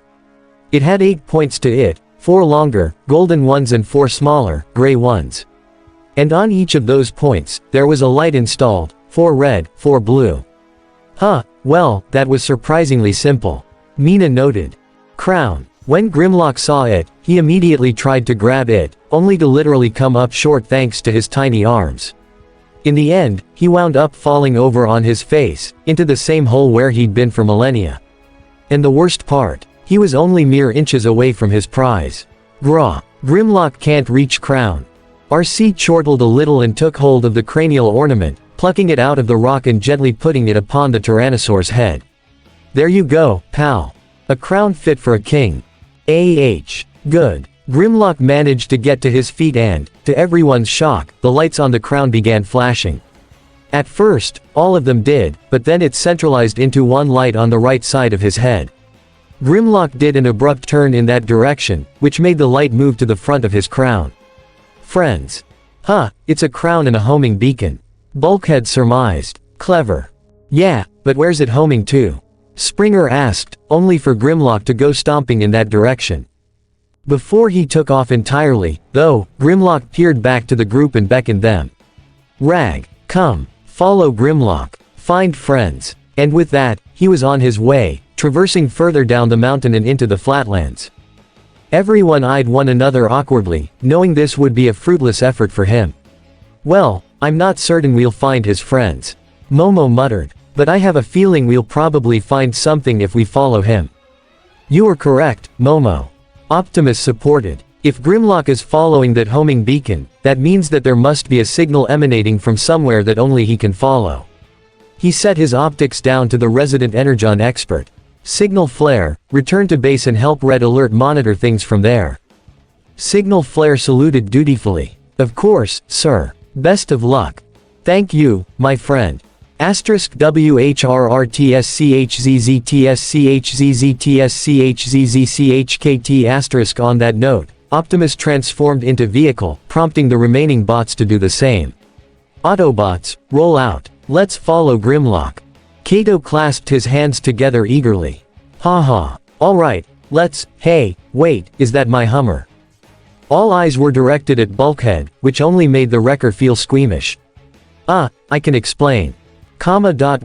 Meanwhile, further up north in the ship known as the Dark Side, Thundercracker was trudging his way through the ship's halls, thinking to himself. It had been a little over a week since the Battle of the Rockies, and in that short time, it had been regarded as one of the most humiliating losses suffered in the war. Starscream's team of Decepticons, consisting of some of the best operatives the faction had to offer along with a legion of Viacons, had been defeated by a group of ragtag Autobots and a bunch of lowly humans, both fully grown and juvenile. Now, granted, those Autobots were led by Optimus Prime, and the humans were all gifted with powerful quirks that allowed them to go toe-to-servo with the Decepticon forces, but still, a loss was a loss, and Megatron had seen that as the last straw. Not to mention the fact that Jetfire of all bots had made a surprise appearance near the battle's conclusion, and that did nothing to improve their leader's mood, especially with Skybite and Starscream. The two aforementioned cons were still licking their wounds after the defeat, especially Starscream. The Seeker commander hadn't left his quarters in at least 5 Earth days, and while some were concerned, Flatline had made sure to make daily visits to him to make sure he was still functional. I surmise Z's has to do with Lord Megatron sending his away team, the doctor had deduced. We all know how much he detests Z, leader of that team, after all. Eventually, the cons had reserved to let Starscream get his sulking out, and since then, they had decided to lay low. They didn't need any sort of conflict happening with the Autobots so soon after such a defeat. Though they were at least confident that, when the away team arrived, they'd be getting a huge advantage over the Autobots. But even then, some were still hesitant about the whole thing, such as Thundercracker himself. The Blue Seeker knew of his brother's apprehension, and honestly, he couldn't blame him for it. No doubt that walking audio mixer is gonna help turn this place into a well-oiled machine, but, Starscream's gotta be short-circuiting because of it. His brother's position as co-leader of the dark side was in jeopardy, and he needed a big win in order to keep it. But opportunities like that don't just fall into your lap. What's wrong, big guy? The question managed to stir Thundercracker from his thoughts, bringing his focus down to the mini-Con era Sulk team. As always since he had awakened them, they were hot on his heels, which made a small smile appear on his face. Runway had asked the question, which she followed up with, "You look like you're pretty down." "Yeah, what's eatin', yeah?" Jetstorm crossed his arms as he and Sonar eyed him curiously. Thundercracker sighed and rubbed the back of his head. Well, I'm just trying to think of a way to help my brother out, you know. With Lord Megatron's away team coming and his co-leader position at risk, I just want to be of use here, ya know." I see." Runway nodded in understanding. "Yeah, Commander Starscream's been kind of in a losing rut as of late, hasn't he?" Sonar let out a brief chortle. "Hey, yeah, kinda makes you wonder how he got the position of second in command in the first place." Narrowing his optics at the shuttle mini-Con, Thundercracker pointed down and chided, "Hey, my brother proved himself worthy of that position during the war. He aided Megatron in taking over an Autobot satellite by leading a bunch of his flyers in and obliterating Sentinel Prime's forces from within." His gaze trailed off as he winced. "He's just not been on his game lately. And so he needs a big win." Jetstorm concluded. "Problem is, something like that ain't just gonna come out of thin air." SSHHHCKT. All of a sudden, the door to the bridge opened up nearby and Barricade poked his head out, his optics wide as he wore a smile of anticipation. "Aha! Perfect, it's you all. Come inside." He ushered them to follow. "I've got something big to show you." MHA. Barricade. Thundercracker steadily followed him in. "What's happening?" As Barricade sat down at the control console, Frenzy stood by his feet, cackling the whole time. "Yeah, hey. Oh, you'd better hold on to your screws, guys, 'cause we've got some big news." "Show 'em, Barry." Wasting little time, Barricade brought up a map of the United States, where an Autobot signal as plain as day could be seen. It was flashing near the upper left corner of the map, quite close to Canada at that. "Hey, see this?" Barricade swiveled around, pointing up at the red insignia. "This signal just appeared out of nowhere and the signature doesn't match any Autobot we've come in contact with." "Wait, are you saying that we might have a bogey on our hands?" Barricade finished Thundercracker's thought before standing up, clasping his hands together. "And ya know what, if we can reach this signal before the Autobots can, we might have no problem catching this bogey for ourselves. Then we can hand him to Starscream on a silver platter." Runway took a bit of issue with that. But then he'd take all the credit. Barricade briefly glared down at her. "That's the point, small fry. I dunno about you, but I'd rather not be taking orders directly from Unicronus and Megatron's sentient subwoofer. At least Screamer's an entertaining commander." That was really all it took for Thundercracker to agree to the plan. "Yeah, no doubt about it. I'd rather get no recognition than have a bunch of dark and serious guys in full control of this ship." "Ya know what? Point taken," Sonar affirmed. "So, should we tell the others?" Let's keep this to ourselves, actually," Barricade advised. "It'd make for a nice surprise for Screamer, and the less we have Unicronus huffing down our necks, the better." Thundercracker nodded in agreement. "Right, I'll just gather up a handful of Viacons and maybe a Leaper and we'll be on our way." With everyone on the same page, the 6 cons were on their way out of the bridge to depart. But when the automatic doors flipped open, they were met with an alarming sight. There, standing on the other side, was none other than Swift. The Decepticon lieutenant had been fully repaired since the battle, and she had her arms crossed over her chest, a disapproving glare etched into her features which left the other two paralyzed. And it was obvious that she had heard everything. I cannot believe that you were about to go and do a mission under Unicronus' nose, also that he wouldn't be in the know about you trying to help Screamer. There was a brief pause as the 6 other cons were shaking in place, but that wouldn't be for long. Without me. All at once, happy smile broke out all around as the larger bots began to share high fives with one another. Ha ha ha, yes, now it's a party. Barricade celebrated. Wouldn't miss this for the world, boys. Swift chuckled. Now come on, let's go save Starscream's job, As it happened, the team ended up following Grimlock for a while. For at least 3 hours, they kept after him, and needless to say, they were getting a bit apprehensive. The sun was just beginning to rise over the horizon, meaning that it was likely getting dark in Japan. It also meant that curfew was coming up, so Izuku, Kyoka and Momo needed to get back within at least an hour and a half to make the deadline. MMPH, just where the hell is Grimlock leading us? Kyoka exclaimed, anxiously bouncing her leg. Dunno. Jazz admitted as he and the Autobots kept driving through fields of grass. Thankfully, no other humans had passed by, save for a few close calls. But wherever it is, it's way off the beaten path. Just then, Grimlock made a very hard pivot to the right when they approached another clearing, taking the Autobots off guard. Whoa, hold on. In tandem, the bots pulled their own sharp turn, much to the chagrin of their passengers who found themselves plastered against the windows. However, as they followed Grimlock, they all saw that they were headed directly toward a massive bluff in the center of the valley they were in, one that towered over everything in sight. Oh wow, Krista uttered, her and her family riding inside of Bulkhead along Mina. Could that be where he's leading us? But why? Mina tilted her head. It's just a mountain. Mina, by now, you should know that there's a lot more to your world than meets the eye. Bulkhead advised. Sure enough, Grimlock came to a halt at the very bottom of the bluff, the lights on his crown all glowing at once. Friends, he shouted before rushing in to start digging into the side of the hill with his face. The remaining bots came to a halt and allowed their passengers to disembark before transforming, all equally curious as to what the Space T-Rex's goal was.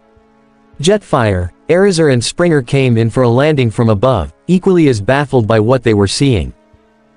Why's Grim hitting his head on a mountain? Asked the former. Ya think he's digging for his friend's fossils? Denki guessed. Oof. Kyoka elbowed him in the gut for his troubles. Shut it. Don't joke about something like this. ZRKT, reckon we should help. B proposed. However, no one would get the chance as Grimlock took a step back and raised his foot, bringing it down with a mighty stomp. A concussive energy wave was unleashed from his foot and made the mountainside rumble, causing a portion of it to collapse. And there, revealed under the debris, was large doorway with the Autobot symbol emblazoned upon it. ZRKT, never mind. Optimus was completely flabbergasted. There was absolutely no way that this could be real, but here it was, plain as day. This is an Autobot reconnaissance craft. You serious? Springer asked. How can ya tell? Those markings just above the door. Prime pointed out, which to the humans, resembled a bunch of up and down arrows. There's no mistaking it, this was the Ark's recon ship. His optics shifted back to Grimlock, who by this point had reached the door and placed his tiny T-Rex hand upon the scanner next to it. To everyone's surprise, the scanner was still operational and it allowed Grimlock in, the door shakily shifting open. Their Tyrannosaur comrade wasted no time in charging in, the others trailing behind him. By the time they reached the bridge of the craft, Grimlock was already going around and activating various panels, typing away as best he could with his small hands. Still, there was something quite strange about all this to the Autobots. Why do I recognize this place? Sideswipe spoke up. Yeah, it seems so familiar. Sunstreaker noted as well. Prime stepped further in and nodded. It should. This vessel's bridge is a scaled-down version of the Ark's bridge. Both this and the Ark's escape ship were designed as such. Wait, so the Ark had both an escape ship and a recon ship? Tenya scratched his chin. Tell me, what was the difference? The escape ship was much bigger. Prime explained. While this recon ship was only made specifically for small scouting missions. Out the corner of his optic, Optimus saw Grimlock come to a sudden halt, completely unmoving in front of one of the glowing panels. Grimlock, are you? Grah. The robot dinosaur suddenly charged straight up to Optimus with a harsh glare, though there was less anger behind it and more desperation. Friends not here. Where are Grimlock's friends? By that point, Optimus knew that the truth couldn't be denied any longer, a sentiment that rang true throughout the rest of the team. With a heavy sigh, Optimus reached out and placed a gentle hand upon his friend's shoulder. Grimlock, I'm sorry, but there was a massive asteroid impact. You were the only one who managed to survive. The dinosaurs are all gone. Grimlock's face visibly fell when he heard that. Friends. He turned away from Prime, his head lowered in sadness. All gone. Dejectedly, Grimlock threw the crown off his head before sulking off to the front of the bridge, wanting to be alone. The gloomy sight was enough to resound with everyone, especially the humans. Oh, the poor dear. Crystal lamented, placing a hand over her chest. Is there any way we could cheer him up? Kata suggested. Shoto wasn't so sure. I don't know. How do you cheer up a giant, robot T-Rex? Letting out a sigh, Fowler took to the front of the group. I dunno, but what I do know is that we gotta get the big guy in his right mind and back to Japan before. Cha-kun. All of a sudden, the entire place began shaking all around them, forcing the humans to duck and cover as pieces of the ceiling started to fall from above. The Autobots protected them and Grimlock was already on high alert, his eyes flashing between blue and red. Rog, what is noise? Before something like that happens. Fowler finished. What was that? Kato shouted, keeping his family close to him. From out the doorway, a threatening voice chimed in, that was your only warning shot, Autobot. Come out with your servos up and your weapons on the ground. All the bots did a double take when they heard the familiar voice, though Bulkhead wasn't too thrilled by the unwanted company. Decepticons. The Kiryus audibly gasped. Decepticons. Here, Kata exclaimed. Hold on, isn't that Thundercracker? Strongarm pointed out. Yes, and I can only guess that he isn't alone.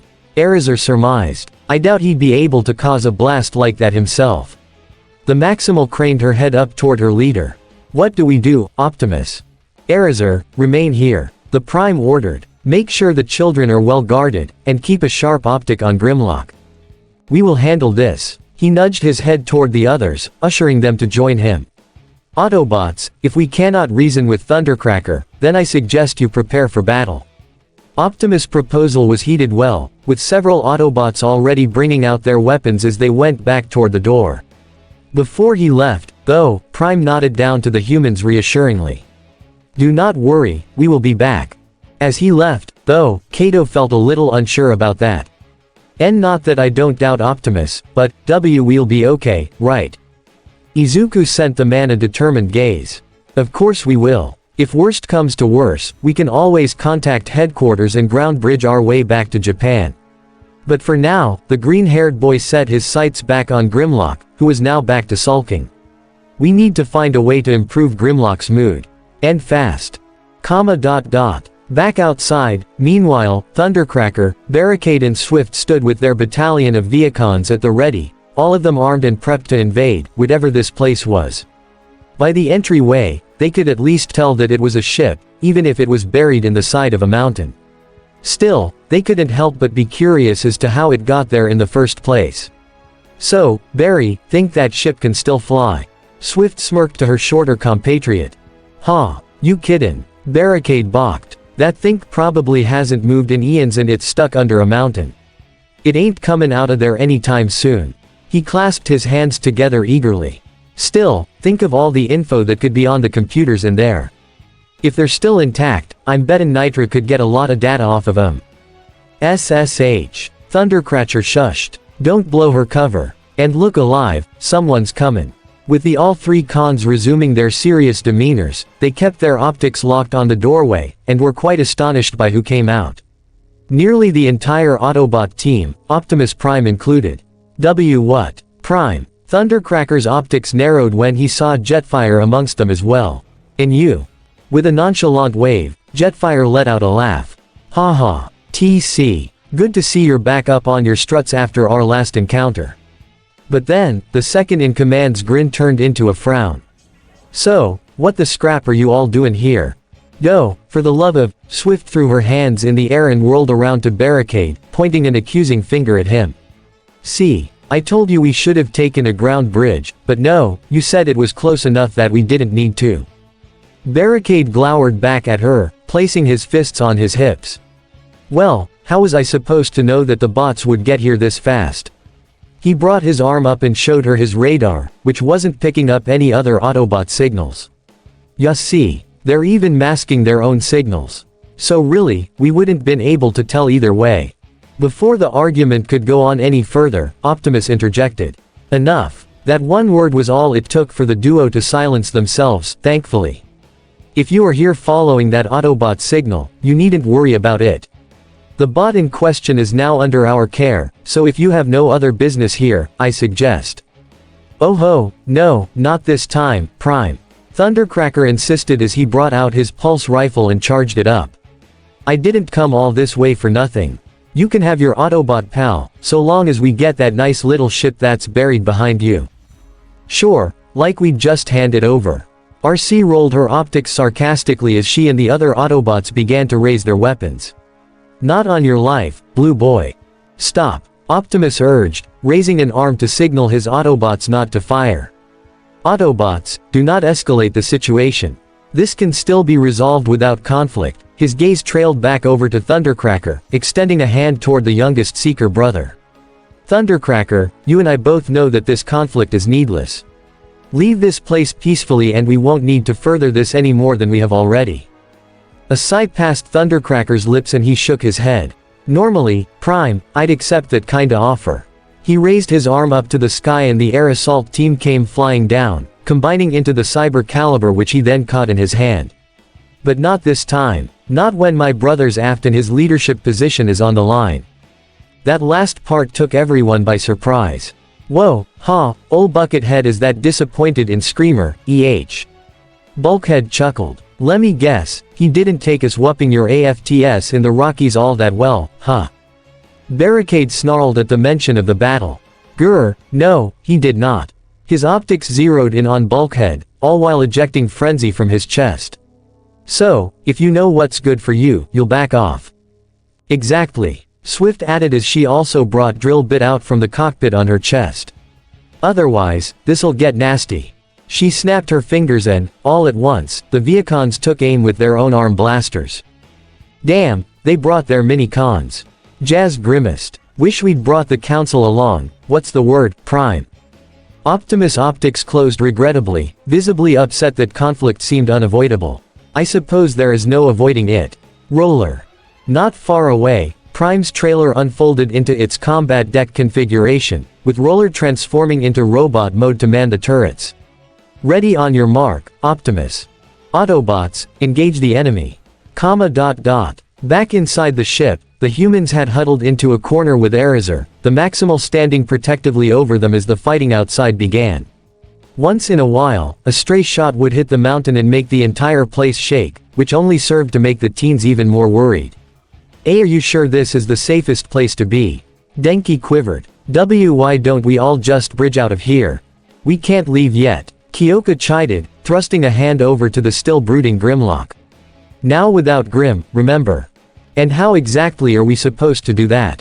Mina shouted, her eyes darting up to the ceiling as the place shook again. "And is it really worth it to stick around here when we know that Grim can probably survive a mountain getting dropped on him?" Her response was a slew of deadpan glares from the team, all of them quite disappointed that she'd even think of leaving a teammate behind. "Oh okay, I get it, sheesh. Cha-kum. Ah." A particularly potent explosion managed to rock the place so hard that everyone went stumbling, Grimlock included. The robotic Tyrannosaur ended up tripping back into one of the control panels and his tiny hand hit the holographic board, which brought up another holo screen above it. At first, there was nothing, but then, a video began to play, which caught everyone's attention. There, much to everyone's astonishment, was not only Grimlock in robot mode, wearing the crown he had on before, but also a slew of actual dinosaurs. Kata and her parents were particularly astounded, seeing the likes of Triceratops and Parasaurolophus, coexisting with Stegosaurus and Brontosaurus. There was even a pteranodon amongst them, which threw them all for a loop. What? Keita exclaimed. How? Since when have? But Kato and Krista were both equally as lost for words as she was. I don't know, sweetheart, the professor uttered, taking off his glasses and cleaning them to make sure he was seeing things right. This could be a massive breakthrough in the fossil record. However, Grimlock's voice on the video brought them out of their stupor. And so, my friends, we send our message to the future. Even as the asteroid hurtles toward this planet, we stand together in the face of catastrophe, with courage and good cheer. He turned away from the camera and raised a fist to his dinosaur friends, bellowing out a mighty, "Grah!" The 5 dinosaurs all responded in kind, roaring in solidarity with him. Me, Grimlock, his present self uttered. Yeah, that's you, big guy. Grimlock craned his head around to see Keita approaching him, and while he kept his guard up, he could see that her expression was one of sympathy. And I gotta say, it looks like you had some awesome friends. Grimlock gave a low growl and turned away from her again. Friends, gone. I know, and trust me, I know the feeling. Keita cautiously went up and placed a gentle hand on Grimlock's foot, which thankfully he didn't shy away from. I moved around a lot as a kid. To some good and bad places. Along the way, I've made a lot of friends that I ended up having to move away from after a short time of knowing them. Out the corner of her eye, she could see Grimlock tilt his head back down to her. But, while we may not see each other again, I always keep them right here. She placed a hand over her chest. In my heart. Trust me, Grim, it's okay to be sad that your friends are gone, but at least you know what, you can always keep them close to your spark forever. In that way, they're never truly gone. Friends, in Spark. Grimlock placed one of his tiny hands over his chest, and just like that, his thoughts started to become even clearer than they had before. Keita smiled brightly up to him. Yeah, and hey, you're not alone either. All of us are here, Grimlock, and we want to help, if you'll let us. Blinking down at her, Grimlock could suddenly feel a massive weight being lifted from his shoulders, and in turn, chiz WHRRWHRRTSCHZZCHKT*. He reassumed his robot mode, his legs unfolding from his tail as his hands popped out from his dino feet. The T-Rex head folded onto his back along with the wings that made up his upper dino torso, allowing his golden chest and his robot mode head to emerge. The teens, Fowler and the Kiryus, were all astounded by the scene, though they were also quickly concerned when Grimlock had to take a knee to regain his bearings. But, even so, he seemed to be in good spirits. Thanks, kid. Peering down to Keita, his visor met her eyes, his tone of voice much more jovial and relaxed. I needed to hear that. Oh my god. Izuku cheered. She did it. Way to go, Keita. Momo celebrated as well. Kyoka pumped a fist. Yeah, that's the way to do it. Keita herself couldn't believe it either. Are you okay? You're all there, right? Grimlock chuckled and brought his large hand down, gently patting her on the back.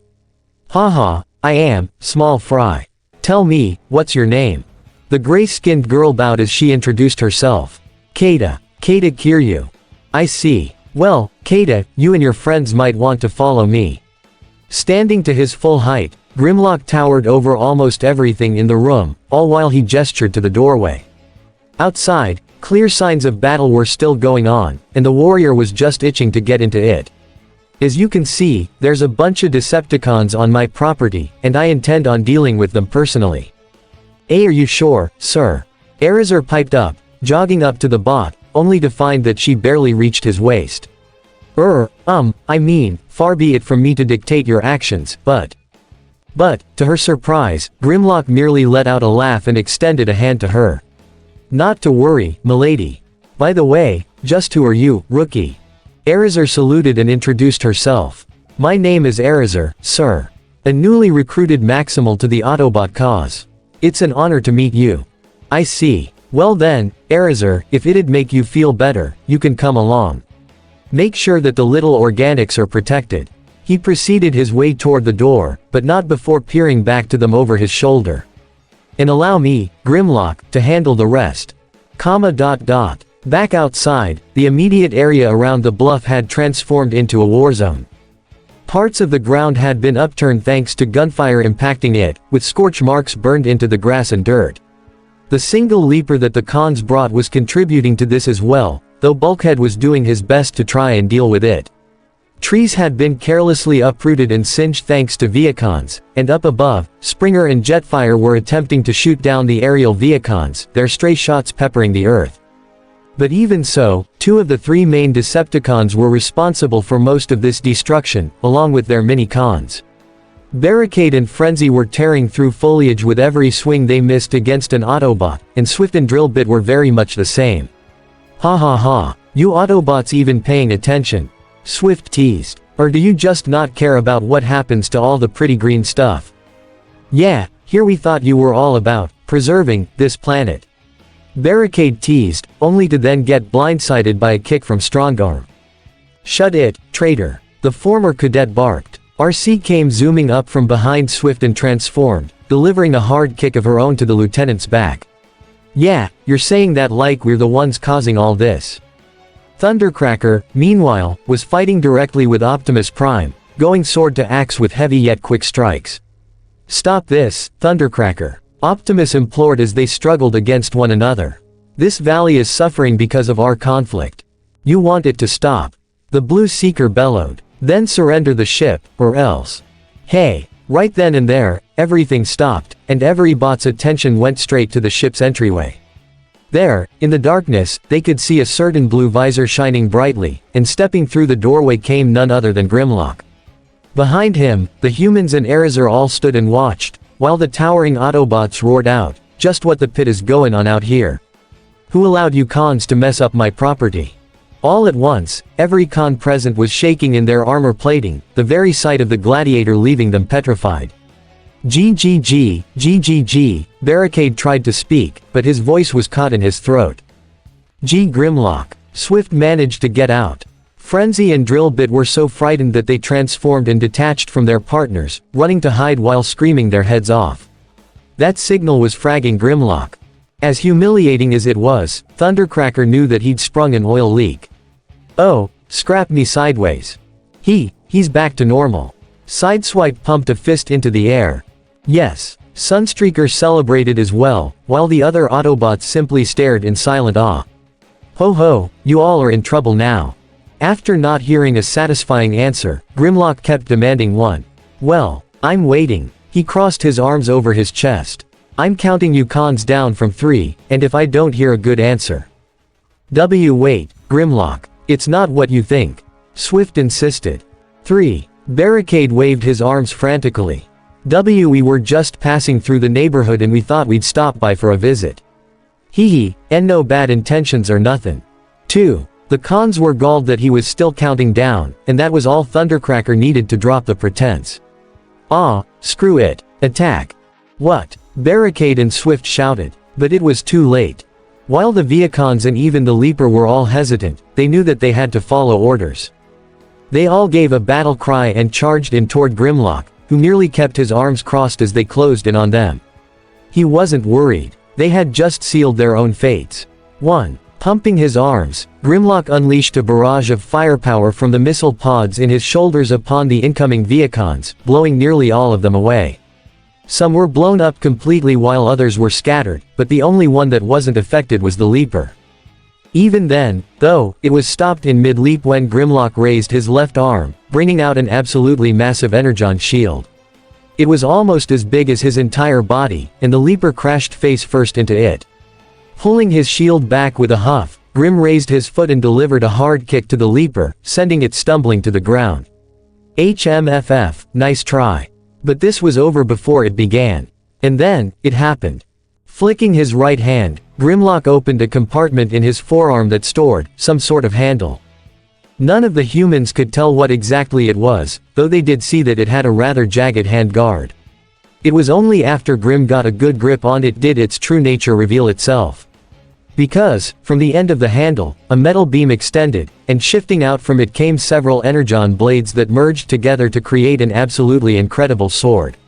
It was a single-edged blade and glowed an intense, blood red, the sight of which made the humans' jaws drop. Denki was practically wheezing, trying to form coherent words as he pointed frantically at the weapon. Pa kai pa cha, ha ti pa ta, giant sword. Oh, this is gonna be good. Kata smirked, rubbing her hands together. The Viacon's strategy quickly changed from charging toward Grimlock to running away from Grimlock as he stalked forward. They were still shooting at him, but they all knew it was a fruitless endeavor as he kept his shield raised. And then, once he was in close range, he came out from behind it and started slashing. His swings were wild, yet amazingly precise, cleaving and stabbing through the Viacons like a hot knife through butter. No, no, no, please. I don't want to, URGK. Their pleas all fell on deaf audio receptors, with one Viacon in particular getting stabbed in the back, before Grimlock grabbed his head and pulled it out of his body, metallic spine and all. Oh my freaking god. Kyoka, despite the horrific execution, couldn't help but laugh as she watched Grimlock use the head as a bludgeon to batter other Viacons away. It's so bad, but I can't look away. It's like a train wreck, a beautiful train wreck. Mina uttered, watching as Grimlock picked up a Viacon and relentlessly stabbed it multiple times, before then swinging off another one's head clean off like it was a baseball. All of a sudden, once Viacon decided to be brave and come storming toward Grimlock again, which the gladiator decided to entertain. He put his sword down and grabbed the now regretful foot soldier, Gura, wherein he then pulled off each of his legs in a painful upside-down split, tearing the Viacon in half in the process. Grim then kept using the legs as bludgeons again, batting the heads off of the remaining Viacons. Erazur was completely speechless and horrified. Thankfully, RC had come back to the ship's entrance and was there to comfort her a little. So the stories were true about him. Yep, RC uttered. She and the other Autobots were more used to seeing this, so while it was still disturbing, she was at least a bit numb to it. Grimlock's a gentle bot in every other occasion, except on the battlefield. Here, he's a beast. By that point, the Leaper had returned, now the only obstacle left for Grimlock to take care of. He rolled along the ground, picking up his sword along the way, and then swung it, only for the Leaper to counter by raising one of his arm-mounted blades. Ah, think you're clever, EH.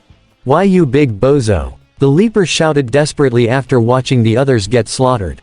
I'll kill you. Bozo. Grimlock raised his foot and unleashed another seismic stomp attack, blowing the Leaper away. He then slammed his legs on the ground and transformed back into his Tyrannosaurus Rex mode, letting out a mighty roar and astonishing the cons in the process. RRAAAAAUUGGGHH. Me Grimlock no bozo. Me Grimlock king. Kata practically jumped a foot off the ground, her fists flying in the air. Woo. Yeah, that's what I'm talking about. Chomp him to bits, Grimlock. Ajiro supported. Sure enough, once the Leaper jumped at him again, Grimlock opened his mouth wide and caught the foot soldier in his maw. Then, he tossed it into the air and raised his spiked tail, impaling the Leaper through its metallic gut. Finally, for the pièce de resistance, he breathed fire directly into its head, melting it before its whole body exploded off his tail.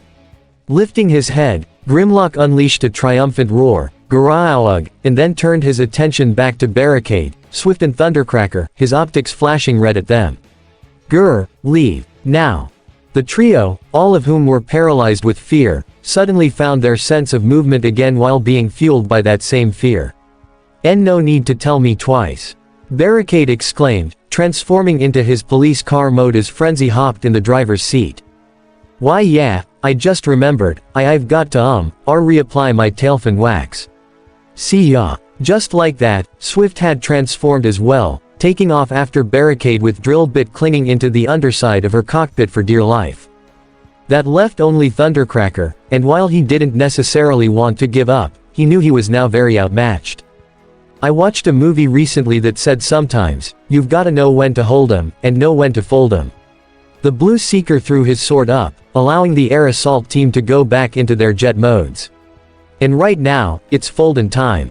Thundercracker backflipped up and transformed as well, blasting off into the distance with his Minicon partners. But I won't forget this.